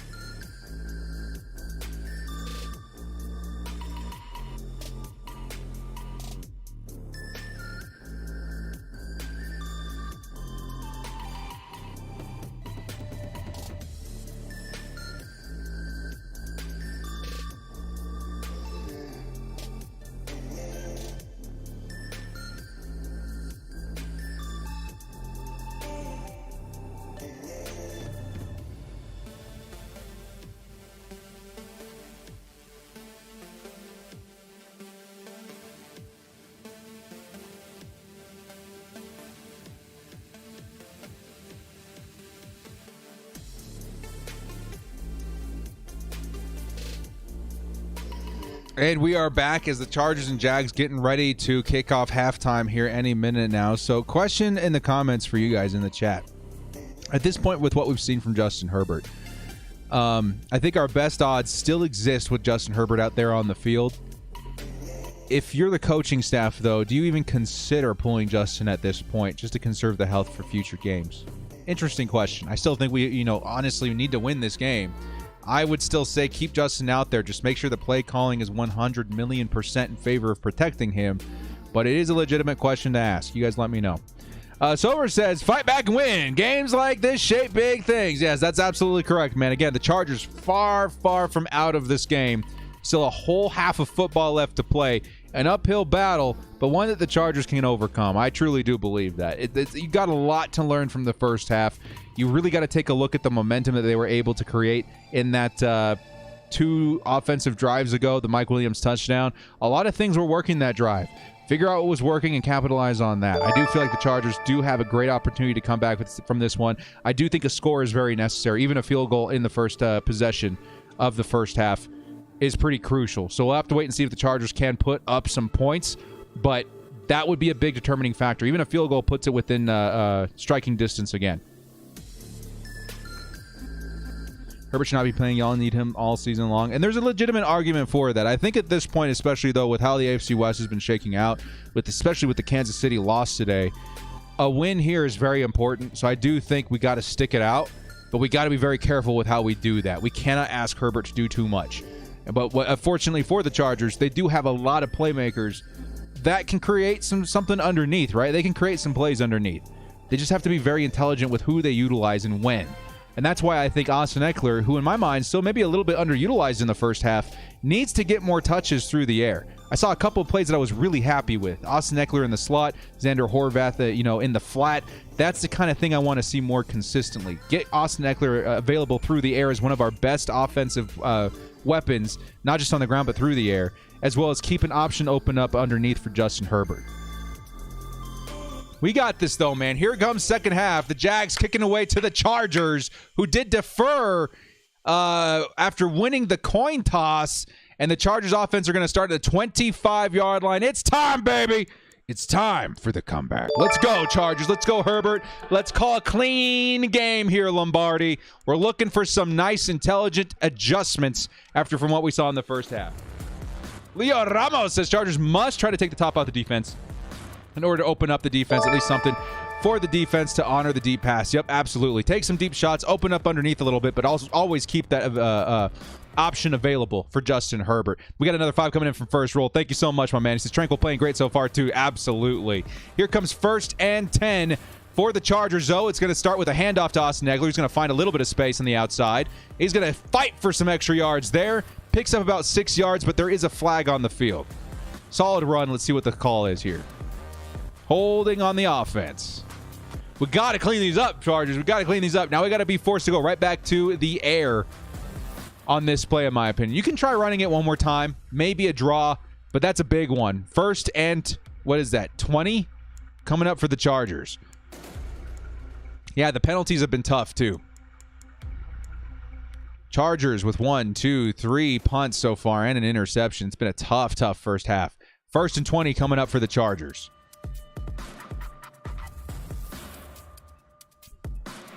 Come on, Chargers. We need a nice chunk of yards here. You don't got to get it all in one play. You don't got to get it all in one play. 1st and 20. Justin Herbert, Austin Eckler in the backfield. It's a fake handoff. Herbert, he's going to sling it. He's going to try and pick it up all these yards, and it's Mike Williams double covered. And it's going to be 2nd and 20 coming up. We may have a Jag down on the field. Ugh. Okay, open up the deep if you have to. I get that. I with this situation, though, I would chip away a little bit first. At 2nd and 18, look for the intermediate, look for underneath, and then try for the conversion. At least that's how I would play. I would have played that with the first down, though. 2nd and 18 coming up.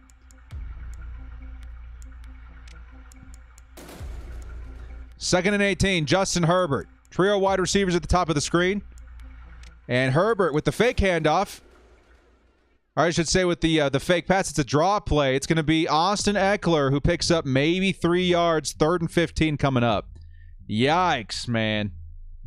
Yikes. Joey Bosa's been ruled out today due to a groin injury. That's your update. Just got the update from Adam Schefter just now. Joey Bosa out with a groin. 3rd and 16. That penalty really put a hold on this, ironically, put a hold on this offensive drive. If we can get this, great. If not, you got to clean those up, man. 3rd and 16. Justin Herbert looking for a big play. He's going to scramble by some time. Fires way deep downfield. And that's Jalen Guyton who comes down with it, baby. Let's go! That's an H-bomb and a 1st down in Jacksonville Jaguar territory. 15's in the chat. Let's go, baby. We got to get an animation for that, right? We got to get an animation for that. What a play by Justin Herbert on the run. Beautiful placement. Jalen Guyton. That's the way to do it. Here comes a carry by Sony Michel, and it'll be 2nd and 8. Beautiful play, man. Jalen Guyton. Now we are in field goal territory. We can close this down to a 1-possession lead, but let's get that touchdown. Let's get that touchdown, baby. Give them a 2-point lead instead of a 6-point lead. I'd be happy with that. Let's go. 10s and 15s in the chat. That's what you like to see, baby. Woo! Nice play, Justin. 2nd and 8 coming up. DeAndre Carter swinging around the back of the quarterback. And Justin's going to find a target out wide. That's Josh Palmer who brings it in inside the 10. 1st and goal for the Chargers. This is what I'm talking about, baby. Get that momentum back in offense. I like what I see, Joe. I like what I see. Jalen Guyton pulling the coverage up over top. Josh Palmer available underneath. You also got a running back in the flat. That's what you like to see. Availability, baby. Woo! Let's go. 1st down at the 7-yard line for the Chargers. Austin Eckler's in there. Let's get an Eckler touchdown right now, baby. Come on, let's go. Let's get that Austin Eckler touchdown right now. Jags loading the box. It's a fake handoff. Justin Herbert looking for a target. Fires into the dirt. Nobody available. He was trying to target Trey McKitty. 2nd and goal coming up.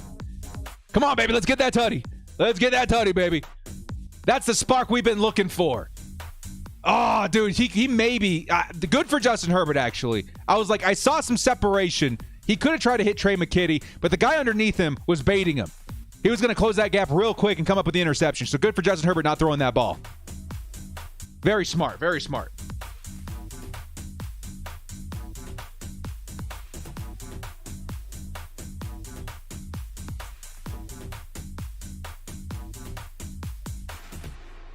Another scare for the Chargers superstars.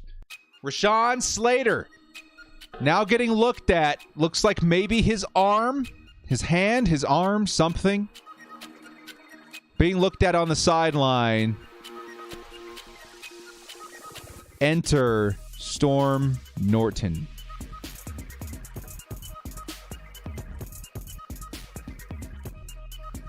Oh my goodness. That is a momentum killer if I've ever seen one. We got to score, man. You got to survive this, Chargers.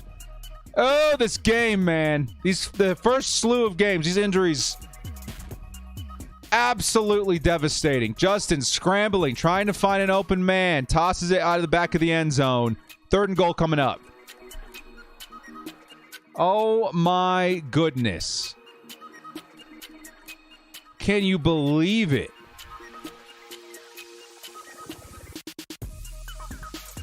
Joey Bosa, our starting left tackle, our wide receiver 1, our center,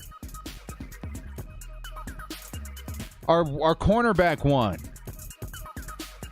I mean, if there's any silver lining here, it's that when guys get healed up, we're going to get all our ones back. 3rd and goal, Chargers. Let's get this touchdown, man. You guys earned it. Herbert slings it. He's got to sling it into the dirt again. Good coverage by the Jags. Chargers got to take their 3. Still, we're going to close that gap. 1 possession lead. But that pressure's getting in there pretty quick with Storm Norton. Trey Pipkins. The only guy in there is Zion Johnson and the guards. The guards are the only ones in there where we have confidence in them anymore. Oh, this is not good. Let's close that gap. Dustin Hopkins up and good. 16-10 is your score. Chargers do close that gap, close it down to a 1 possession lead, but my goodness. Storm looked good for 2 snaps that left. Okay. We can hope that continues.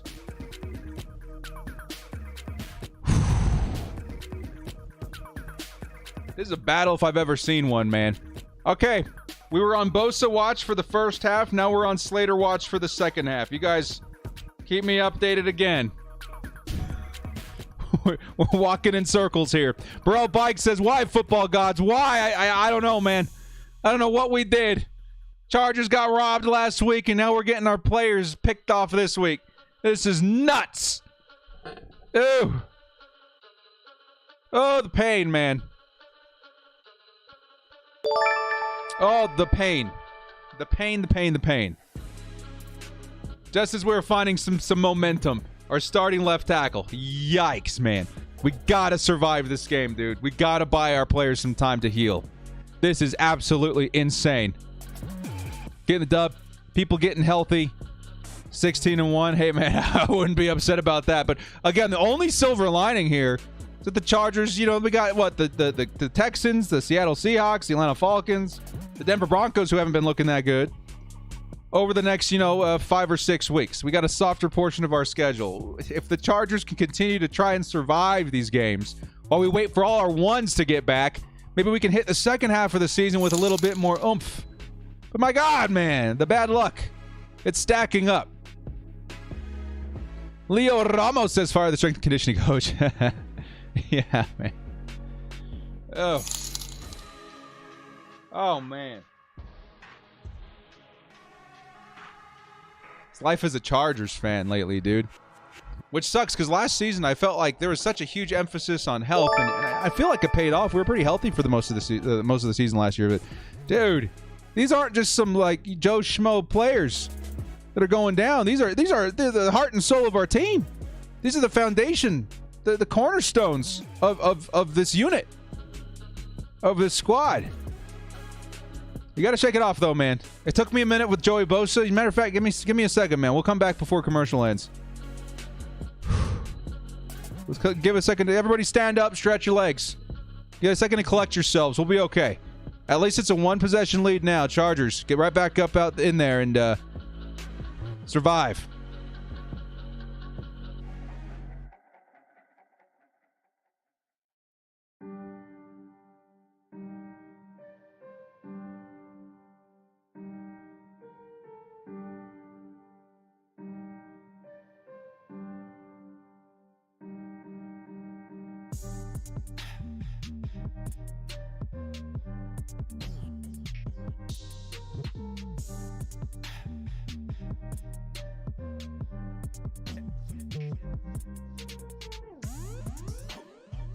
And we are back at kickoff. It goes through the back of the end zone. Jags get the ball at 25. Your score is 16-10. Still 11 minutes left to play. They're replaying the Chargers' Justin Herbert H-bomb. Beautiful play. Beautiful play.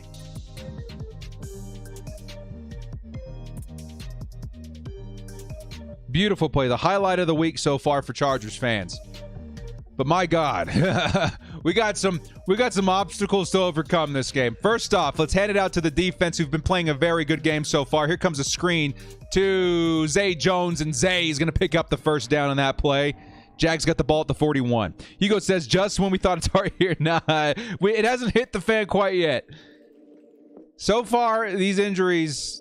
Again, we don't know much about Joey or Slater, but we should be seeing JC back soon. We should be seeing Keenan back soon. We should be seeing Donald Parham back soon. Hopefully Lindsley as well. We just got to give this team some time, man. It's tough out there in the NFL. But we got this, man. We just got to buy our players some time to get healthy. Here comes an underneath pass to the running back, and it's going to hit the ground. 2nd and 10 coming up. Come on, defense. You guys, the defense is going to have to step up big this game. We need a turnover. Bad. Real bad. Thank you, Hugo, for the 2. Castro says, good luck, Chargers. Y'all got this. Hey, Castro, appreciate that, man. A classy Raiders fan. You love to see it. Pick up that phone. If the Chargers can make it to the midpoint of the season, let's say 5-3, I think we're still in a really good spot. But we got to survive. We got to survive a lot of these games. 2nd and 10. Trevor Lawrence looking for a target. Fires to the sideline. And that's Christian Kirk who's going to pull it in for about 9 yards. 3rd and 1 coming up. Chargers can make a big stop right here.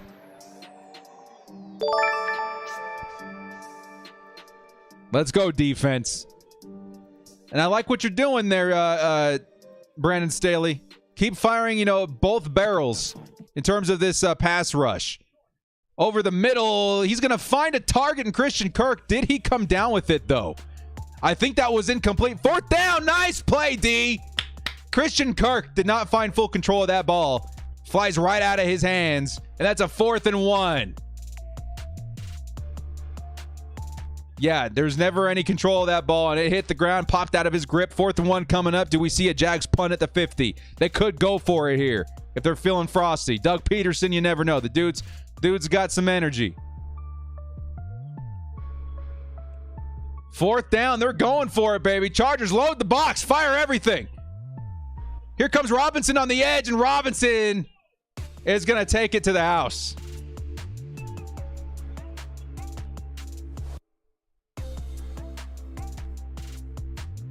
Oh, my goodness.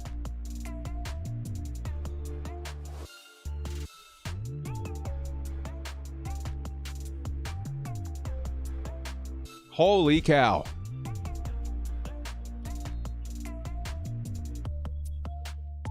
Nice move by the Jags, man. They sold everything for an inside run. And James Robinson, man, he cuts to the outside where there is nobody there. Takes it all the way to the house. Oh, no, man. This is nuts. This is tragic, dude. Okay, we're back where we started. Chargers need a touchdown. We still have 10 minutes in the third. The game isn't away from us yet, but man, the momentum has been all over the place this game. I think there's been 2 times this game I felt the momentum was on the side of the Bolts. It's been bad, man. It's been bad. But props to the Jags, man. Everybody's always making fun of the Jags. We've been preaching all year that they look like a different team, and we're paying for it right now. Man. I'm trying to think if there's one position group on this roster that we're not missing our one outside of the quarterback. We got our tight end one. We got our linebacker one. I think that's it. Inside of special teams, of course. I think that's it. We are missing our ones literally at every other position. This is not good. Offensive line, we're missing our center one, our left tackle one. Oh, and of course, Austin Eckler. Can't forget Eck.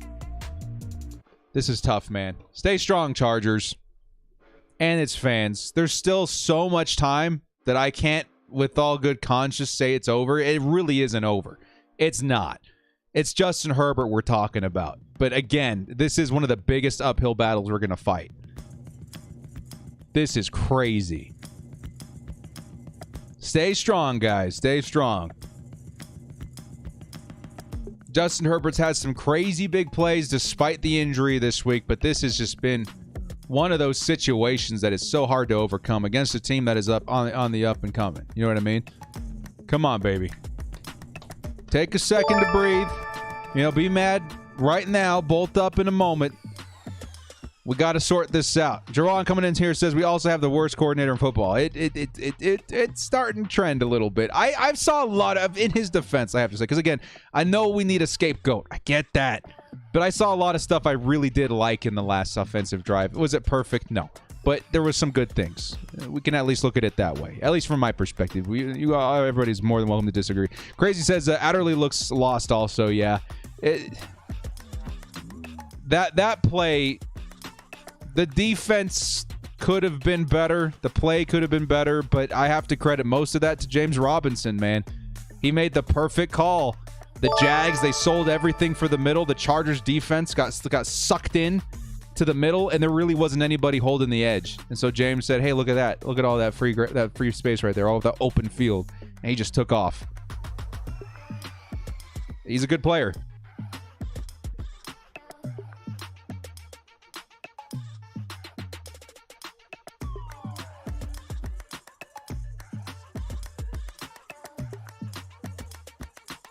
Yeah, and they're looking at the replay right now. It was definitely a numbers game, too. The guard shifted over to the strong side as well.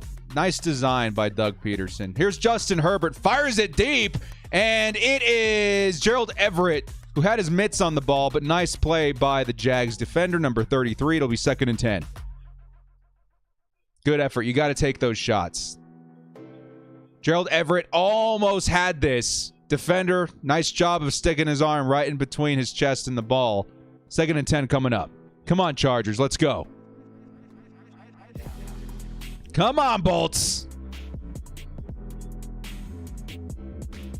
This is a tough game. I get that. But you guys have the power to create momentum. 2nd and 10. If anything, Storm looked okay in that first play there. as he looks horrible in the follow-up play. Never mind. We should be knocking on wood every time. Herbert feeling the pressure behind him on Storm Norton's guy, has to chuck it into the dirt. It was actually pretty close to Josh Palmer. 3rd and 10 coming up. Oh, this is tough, man. This is tragic. Come on, Justin. You guys got this. Let's get the first down. Let's just start there. We'll work our way. Baby steps, man. Baby steps. This circumstance is tough, but Justin's one of those guys that can overcome. Herbert, over the middle. He's going to find Everett. DeAndre Carter picks up 7, 6, maybe 4th and 4. They're going to have to punt. Palm Tree says, calm down with saying season's over, guys. No, it's not. The season's way far from over. We look great in the first 2 games. We're going to lose. Keep pushing. Absolutely. Thank you, Palm Trees. Words of wisdom there. Packhead says this has to be the last straw for Lombardi, right? It could be. I cannot rule it out. But it's tough circumstance for everybody, anybody on this coaching staff. You got a really, scary injury on your franchise quarterback. You're missing so many pieces all over this roster. It'd be tough for anybody to call this game. Here comes the return by the Jags. Lots of spins by Agnew. Agnew's going to pick up some solid yards in that return. It'll be about midfield for the Jags. Yeah, this has been one of the tougher games that we've watched together, guys. I'm not going to lie. This blows. But again, all it takes is one spark, right? And that's why I never, ever leave a football game early, even if we're down 4 possessions, right? It just takes a spark. Chargers get a turnover. Big play by Mack. Something can turn this game on its head. You just got to never give up, right? Never lay down. Continue fighting. You'll find that spark, but you got to make it happen. Honestly, at this point, if I'm a betting man, I'm going to say the defense is going to have to help out. They're going to have to pick up some of the slack here. You're going to have to pick up some of the slack here. This has been a very tough couple weeks of Chargers football, man. Very tough couple of weeks. And it just comes down. I think what's more gut-wrenching for me is that it comes down to less about the team and more about just the unfortunate circumstance revolving around it, right? The officiating last week, people are going to continue telling me, director, you being the baby, blah, blah, blah, blah. Nah, you watch every single video I do. We've lost how many times the last 3 seasons? Most losses are taken with grace, right? But every once in a while, there's one that I'm going to stand my ground on, man. And last year it was the Cowboys game. The officiating screwed us. This year it was the Chiefs game. The officiating screwed us. Unfortunate circumstance. This last game right now, it's injury. Along with going up against a good Jags team. It's tough to stomach. I'm not going to lie. This is crazy. Crazy stuff, man. Game's not over yet, man. You're just waiting for that one spark, though. We need that one spark. That's what this team's kind of built on, right? You get that spark. You build off that momentum. One of the most underrated concepts in all of football, in my opinion, is momentum. Right now, the Jags got a pretty good grip on it. You gotta force it out of their grip, man. Find some momentum for yourself. Get some momentum of your own. Big play by the defense, which, again, despite being down so many players, we still got some great players on that D. We got ASJ, Bryce Callahan, Sante Samuel, right? We already said it. Derwin James, Khalil Mack, right? Sebastian Joseph Day. We got some playmakers out here. So Joey in street clothes now on the sideline. He's officially out the rest of the game. Of course, we knew that. Here comes a carry by James Robinson. He's going to try to cut it outside again. Nice job by the Chargers to stuff him. 2nd and 8 coming up. It ain't over till it's over, baby. It ain't over till it's over. I believe the Chargers are capable of doing something on defense to turn this game on its head, but it's going to take some effort. Some serious effort. We ain't out of it yet. You're not going to make me lay down quite yet. No, sir. Chargers defense can and will step up. You guys got to, man. You guys got to. Here comes an underneath pass. Etienne is going to carry it across the line. And that's going to be a first down, Jags, at the 49-yard line. Need a stop.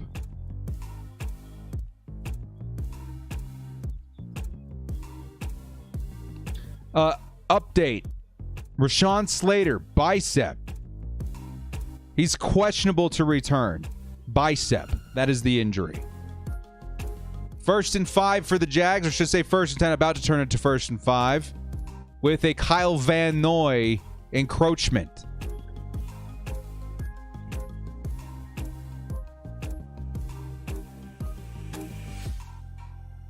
What's kind of crazy is that a lot of the things I alluded to in terms of offense and how the Chargers should play offense this week is exactly what the Jags have been running all game. That's kind of nuts to me. The Jags got some speed, right? They got some playmakers that they've just been giving Trevor Lawrence underneath over and over and over. And that's led to these drives being pretty healthy by Jacksonville so far. Nice play by the defense and Kenneth Murray to stuff that run. 2nd and 6 coming up. That's going to be a loss of yards there. And that was ETN on the carry. Nice play by number 9. That's what number 9's on this roster for, too. Shoot the gap. Help us in the run. 2nd and 6 coming up. I think kick out people putting our Chargers down. I can't really stop people from saying stuff, but we can frown upon it. You guys need to find a better personality is all I'm going to say. 2nd and 6 coming up. ETN back there, and it's going to be a handoff to ETN, and ETN's going to pick up the first. Jags will have the ball around the 40-yard line for the Jags.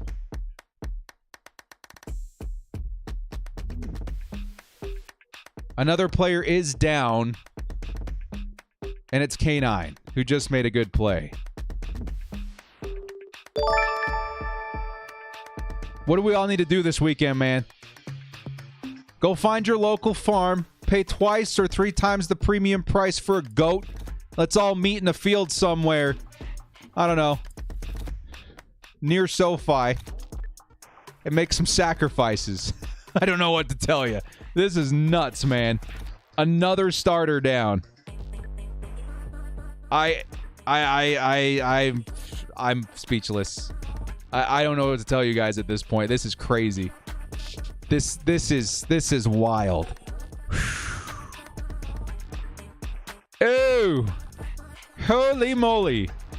If we win this game, it'll be by the skin of our teeth, baby. This is unbelievable. This is unbelievable. Yeah, man. This is something. We'll all meet together, man. We'll make a blood pact. Keep these players healthy. This is wild. Oh man, what did we do? What did we do, man? Joe Lombardi this weekend got drunk at some pub and slapped some dude's, gypsy wife. Or somebody's gypsy ancestor slapped some other gypsy. Like some gypsy got slapped, man. A curse has been put down on the Bolts in week 3. This is nuts. Oh, my God. This is almost hard to wrap my mind around. There's so many injuries. This is unreal. I already felt even with our starters, this would have been a tough battle. Oh, my goodness. I don't know what to say. I don't know. Maybe that'll be our next video. I'll go through and find a nice long list of how to counter a curse. And we collectively, as the Bolt fam, will execute. We'll come to the rescue of this roster. I'm literally in shock right now at how many starters have gone down just today. And we were already down so many to start this game. I can't even stomach it, man. Holy crap. We're back from another injury timeout on the Chargers, who are down Joey Bosa, starting edge, down Rashawn Slater, starting left tackle, starting Kenneth Murray, starting middle linebacker. We're already down our starting corner, our starting wide receiver, our tight end too. You name it, man. We're down. We're down bad. And Kenneth, man, this doesn't look like any willy-nilly injury either. He's limping off the field with help from the staff.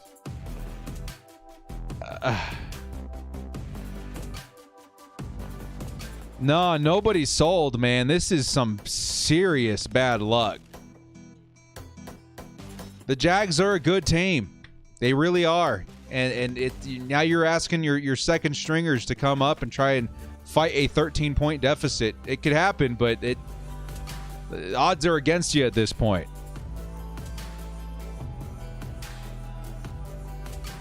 Who's Lombardi's backup? Shane Day. Maybe we see him go out today, too. Chase says, key injuries aside, it's still my team regardless. Oh, yeah, of course. Yeah, bolt up, guys. We got it. It's early in the season. Where my sister at? maybe the sister's got some answers, too. You never know. Week 3. We'll have a firmer grip on all of the injuries, too, after this game. Trying to determine when we'll get some of these guys back. This is nuts. 2nd and 5 coming up.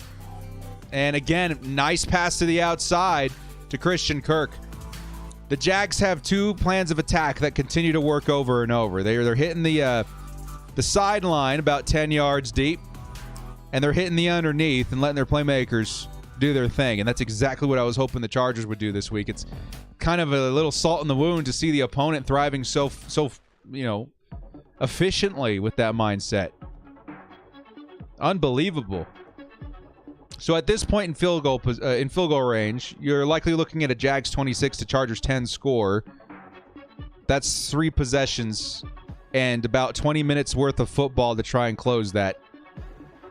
Big yikes.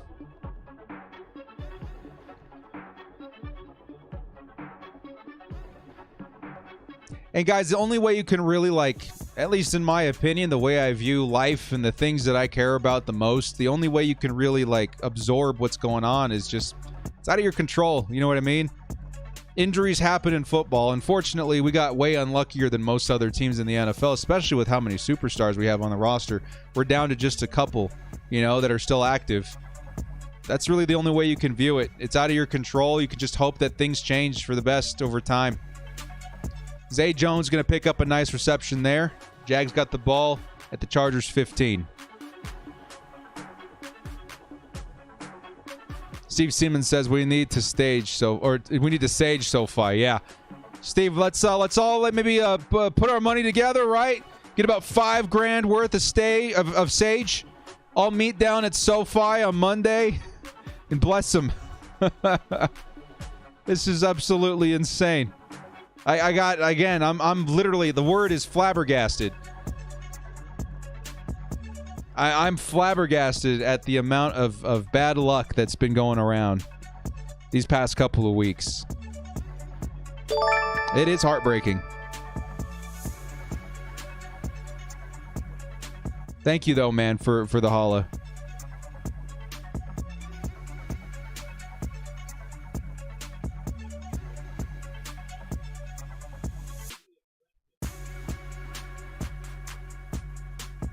Yeah, this is tough. At this point, unless the defense makes a pretty big play, it's going to be tough goings, man. Evan Engram's going to get the carry, and that's still going to be 3rd and 1 coming up. But again, even a field goal puts it a 3-possession lead. That's not good. Yeah. Your best hope at finding success in this one, step 1, you got to get a stop, man. You got to do that at least. Even if they get a touchdown, I don't know how realistic your odds are coming back from this. So step 1, get a stop. Step 2, you got to score a touchdown in the 3rd quarter. Then we may be back in business. Here comes another carry. It's Robinson. And he's going to be denied. Nice play by the Chargers D. Sebastian Joseph Day with the stop. 4th and 1 coming up. Jags would be wise to take the points here.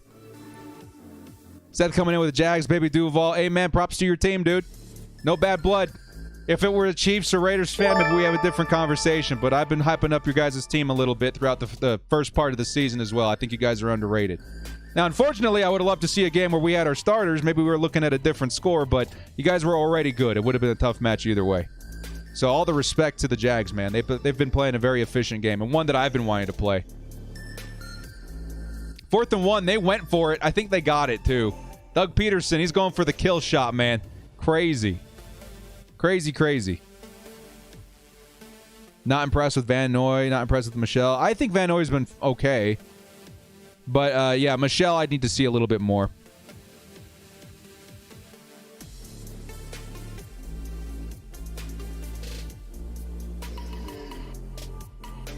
Oh, I guess, yeah, 2 possessions if you go for the 2 each time. Still, it's a tall order. It's a tall order, man.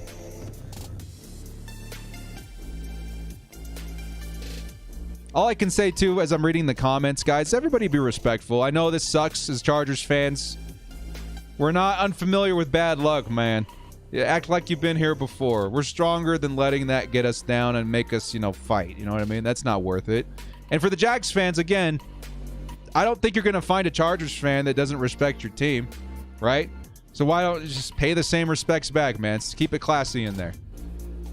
It sucks to see this happen, but again, it is what it is when you're missing this many starters. It's a bummer. I don't know, Juan. It's tough. It's tough.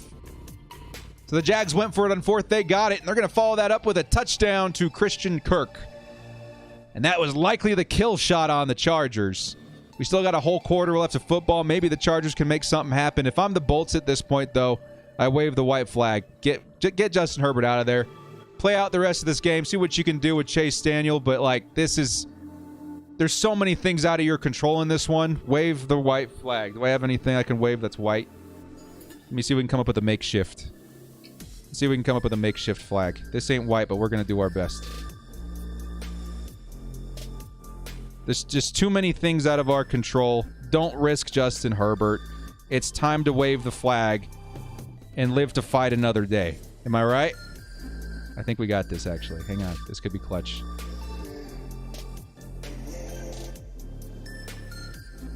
There it is. All right, Jags.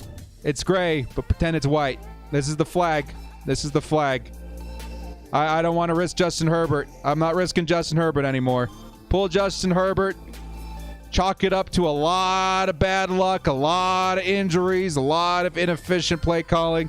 Get my franchise quarterback out of there and call it a day. Do what you can in the 4th quarter, but you ain't winning this game. That's where I'm at right now. That's where it is.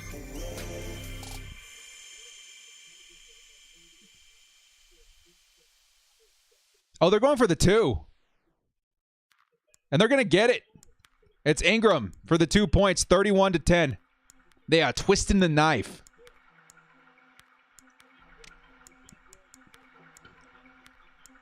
Juan says, this is bad luck because I didn't share that one post MySpace all those years back. It could have been, man. Every time you got them emails where they're like, hey, share this or something bad's going to happen, to one of your favorite things. It heralds all the way back to 2006, man. It came back to bite us.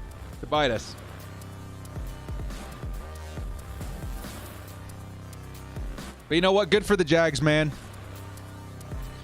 If there's any organization that in the back of my mind I'm rooting for, it's the Jags. I want to see those fans get a day in the sun, right? It's been a long run, and they got themselves their quarterback. They got themselves a pretty nice offense, all things considered. And I think, for the most part, their defense is what impresses me the most. I really like that defensive line. But, of course, you're wishing that the Chargers... Again, you could lose this game, and it would be like, oh, man, that sucks. But at the same time, I just want the chance to play with the starters. You know what I mean? I just want to see the starters out there. I want to see the Chargers play without the cloud of bad luck and circumstance looming over their heads, just as a fan. Even if we lose, I just want to see it. I want the chance for the starters to do something, right? To show us what that potential is. Now, the Chargers starting the season 1 and 2, it's a gut punch for sure, especially with how much the Chargers transformed this offense. Of course, none of that matters, if everybody's injured, but it is what it is. I still would have loved to see the Chargers starters get a shot this early. Can't be too mad at it. May says, what do you think about the upcoming Texans game? Again, so tricky. It's going to be another one of those games that you're going to have to survive. With how many players that are just down and out, you're going to have to survive. We get another flag here. Again, Will says, how can it be bad luck? It happens every year. I mean, there is something systematically to it, but last year we didn't have nearly as many injuries. You know what I mean? But the timing is especially unfortunate. The Chargers spent the bag, right? They threw the bag at this roster. It's out. It's there. It's on the field, or it should be at least.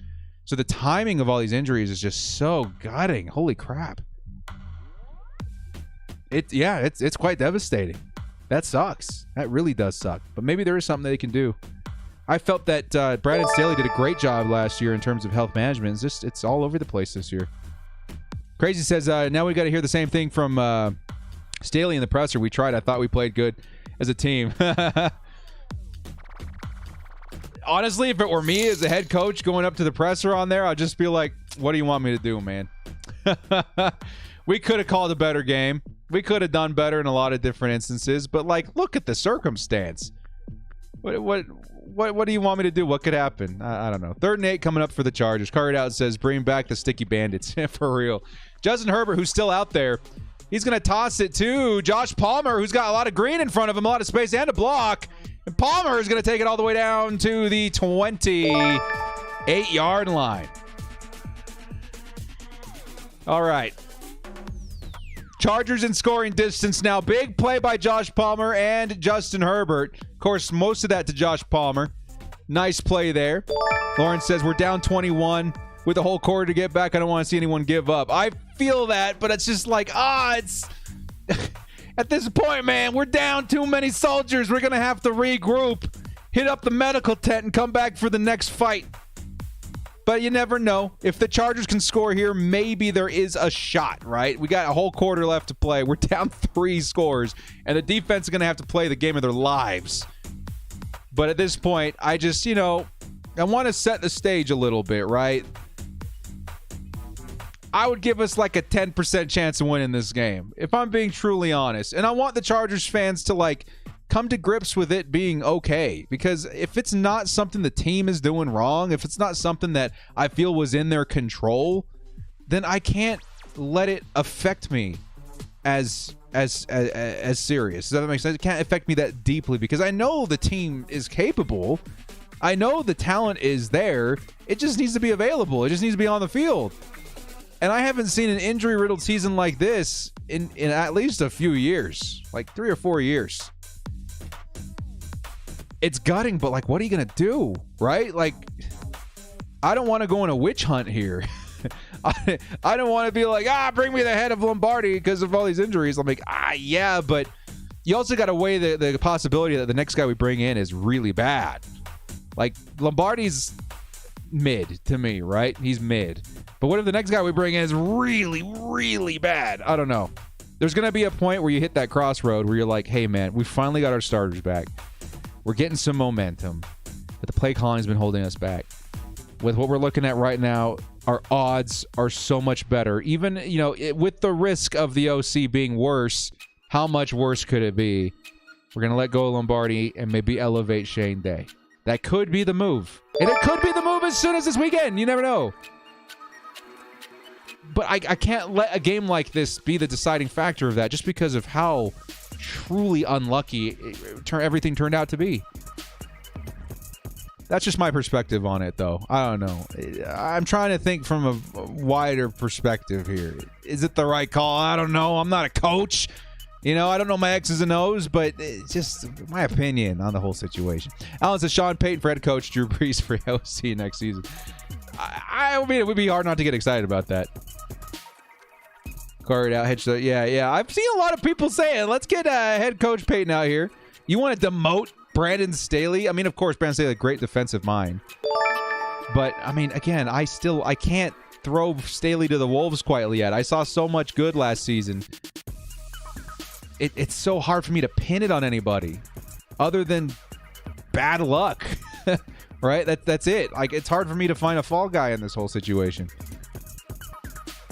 I don't know, man. It blows. It does. And I'm sorry, Chargers fans. Literally, just look into my eyes as I tell you guys, I'm sorry that y'all got to go through this because I know what it feels like. I live and breathe Chargers every single day, and the hype this offseason was bigger than anything I could have possibly imagined with how many moves that we made and how much potential we had going into the season. But unfortunately, sometimes these things happen. You take a chance. You take a risk. You load up. You're looking amazing, incredible.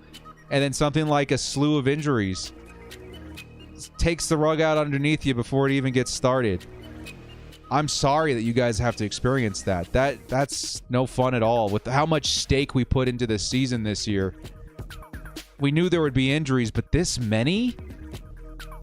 I don't know. Justin Herbert, 2nd and 15, trying to find some time. And nice play by Lloyd. Devin Lloyd up the middle was able to tip it. 3rd and 15 coming up. Yeah, I'm sorry, guys. That blows. All I can do is tell you I'm sorry. There's nothing I can tell you guys that would make you feel better. There's nothing I can tell you guys that would make you understand, you know, or try to change your perspective on the situation. The situation is what it is because we have no control over it. The players don't have any control over it. But I can point out that it is so much more aggressive than most teams I've seen in the NFL. And for that, I'm sorry you guys have to put up with it. 3rd and 15, Herbert hits the sideline, picks up a handful of yards, but there is a flag on the play. Steve Simmons says, $20 holla. We can do this. Shameless optimist. Let's go. We got to get a touchdown right now. And we got this for you, Steve. Let's get a touchdown for Steve, Chargers. We're waiting on the flag. I think it's a hold on. We can do this exclamation mark ... shameless optimist.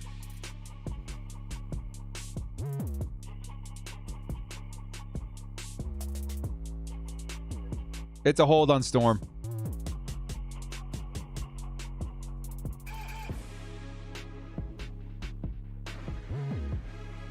But it doesn't matter. It's like 4th and 15 still. So Chargers, do they take the 3 here? Do they go for it? I don't know. It's 4th and 15. I think you got to go for it, right? Like you're like, this is it. You're scraping the bottom of the barrel. I don't know.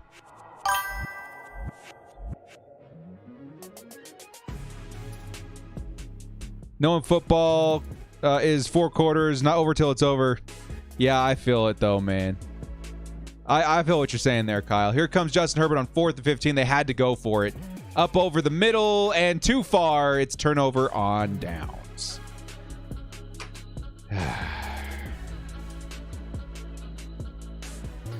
Put on a happy face. Put on a happy face.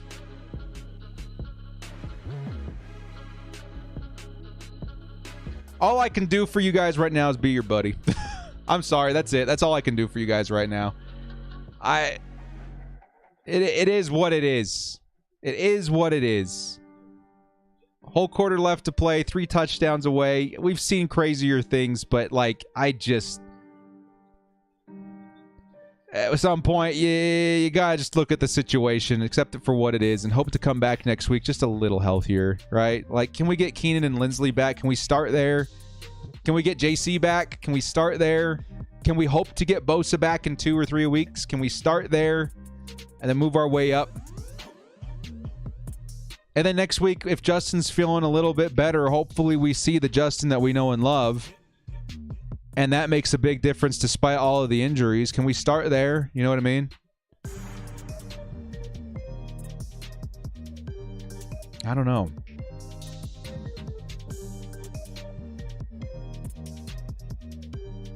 And y'all, dudes, you're all you can do in terms of what the Jags fans are saying in the chat or whatever, all you got control over is how you react, right?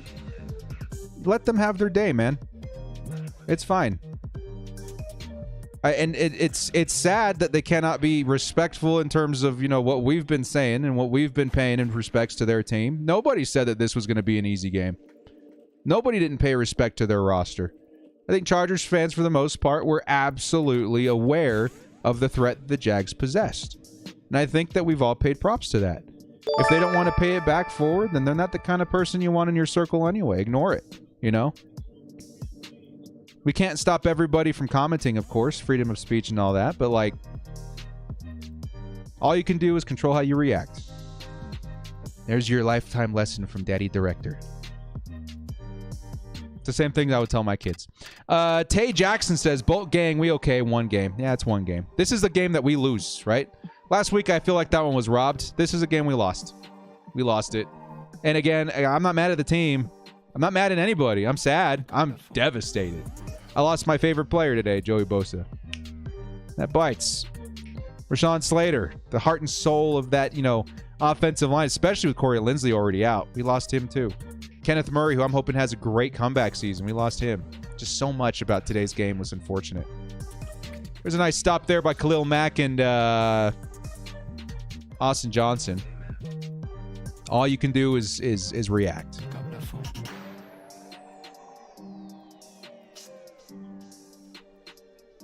Yeah. And respect to the Jags fans who are also respectful, man. Like, I don't think there's really any bad blood between these organizations, nor should there be, right? And I've seen a lot of Jags fans that are classy, dude. They pay respects. They understand the Chargers are a really good team as well when we're at full health, when we're firing from all barrels.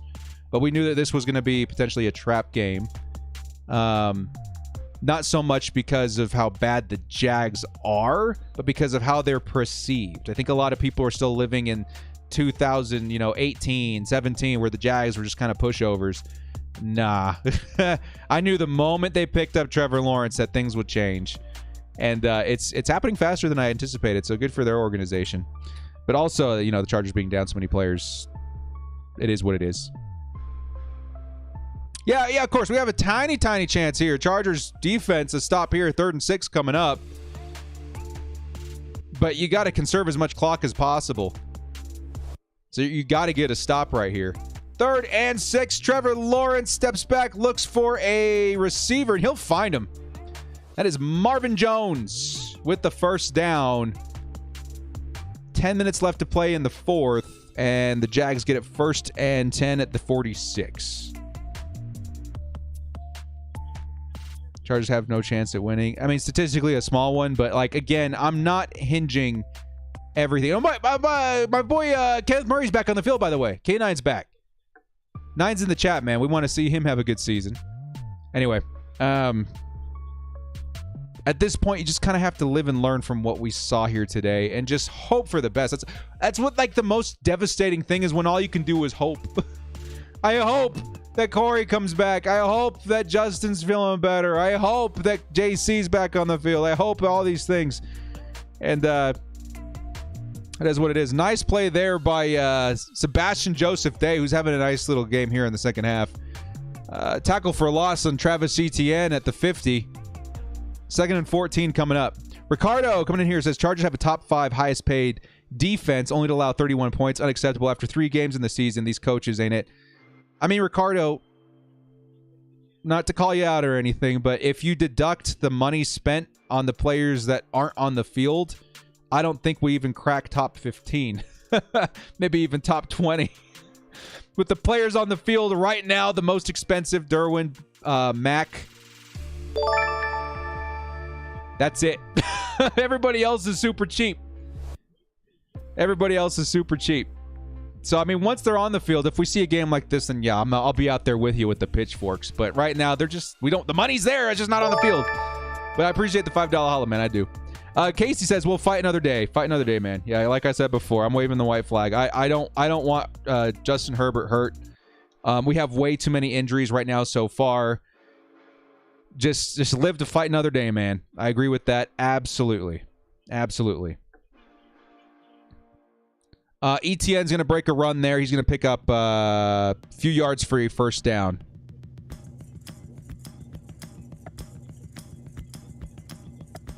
Yeah, this is a bummer, man. This is a bummer. What's crazy is that I'm ready to lose, but the right way. I'm to the point of pain that I don't mind losing anymore.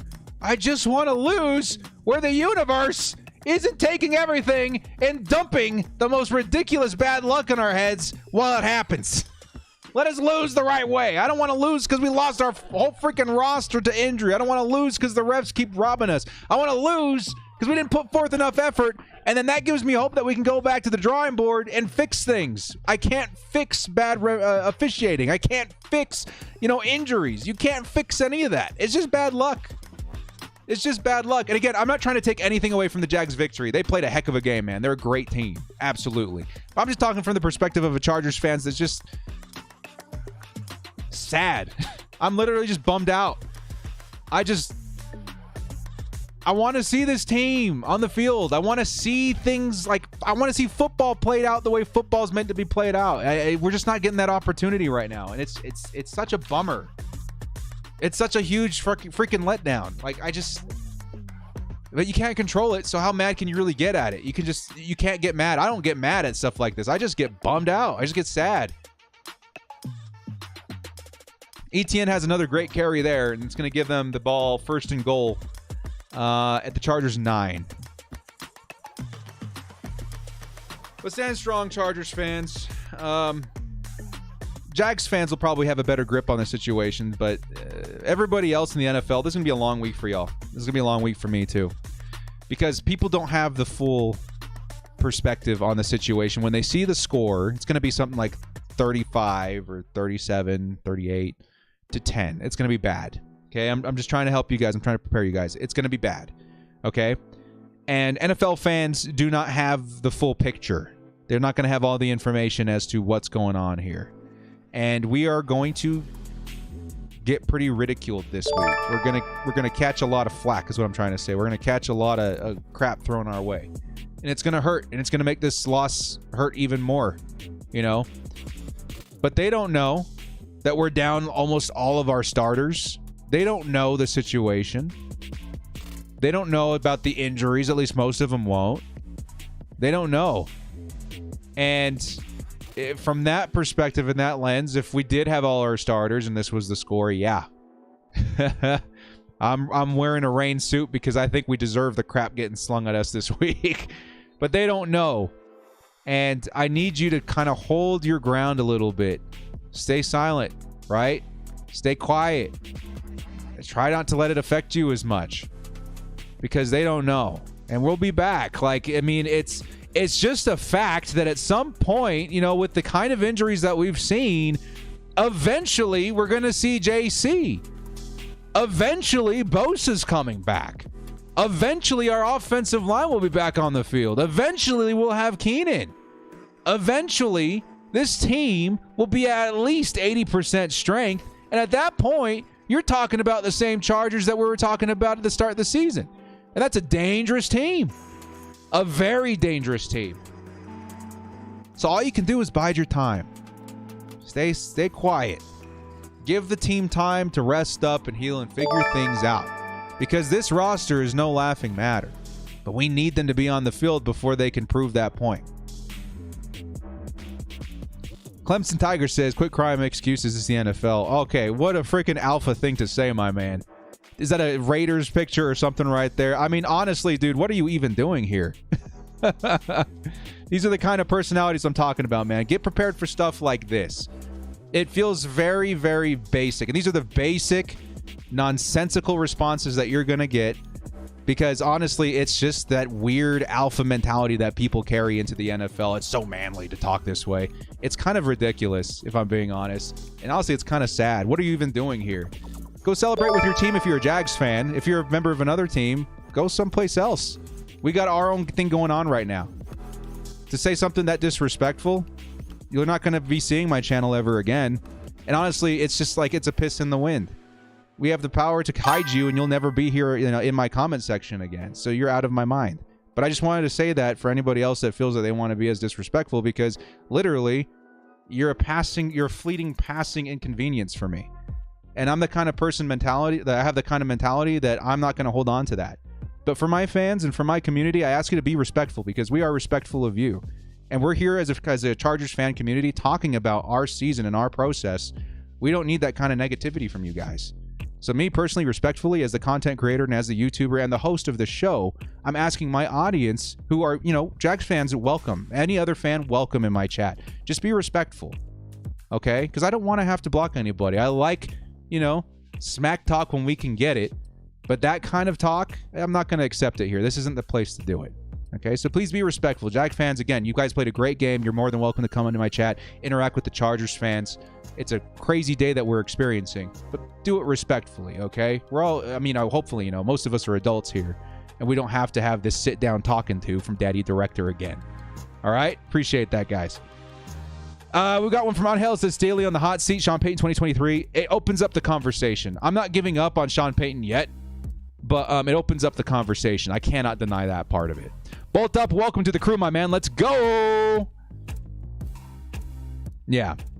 I'm sorry to my mods today, too, man. I know we probably got you guys in a tough spot with what's going on here. Thank you so much, Andrew. Appreciate it.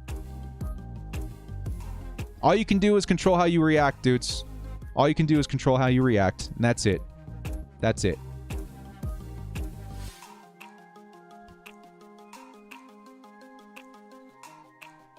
It's all right, dudes. And Chargers fans, this is what we're going to do, okay? This is what we're going to do. At this point, Chargers 38-10, it's a loss. And unfortunately, I have no idea where all of these Jacksonville Jaguar fans came from, which honestly, it shocks me that you guys are this aggressive.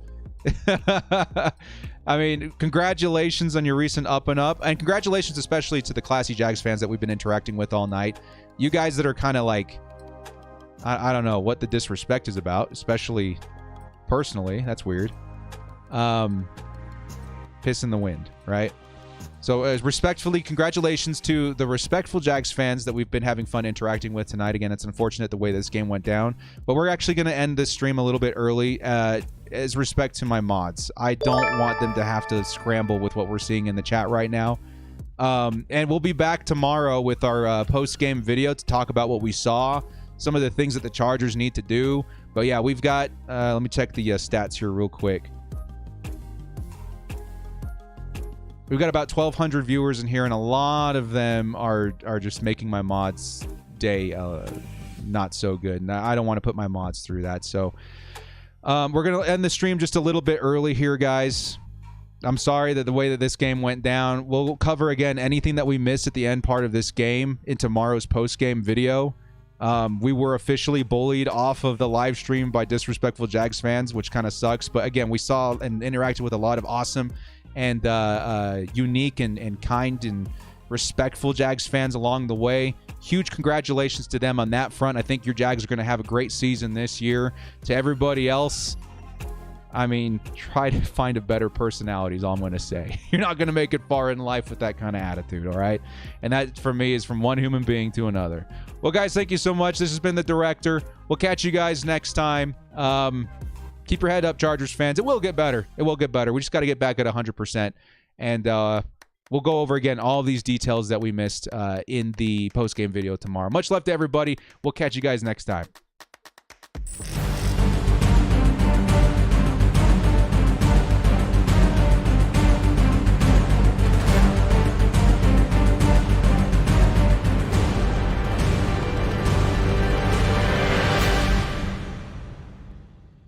Action.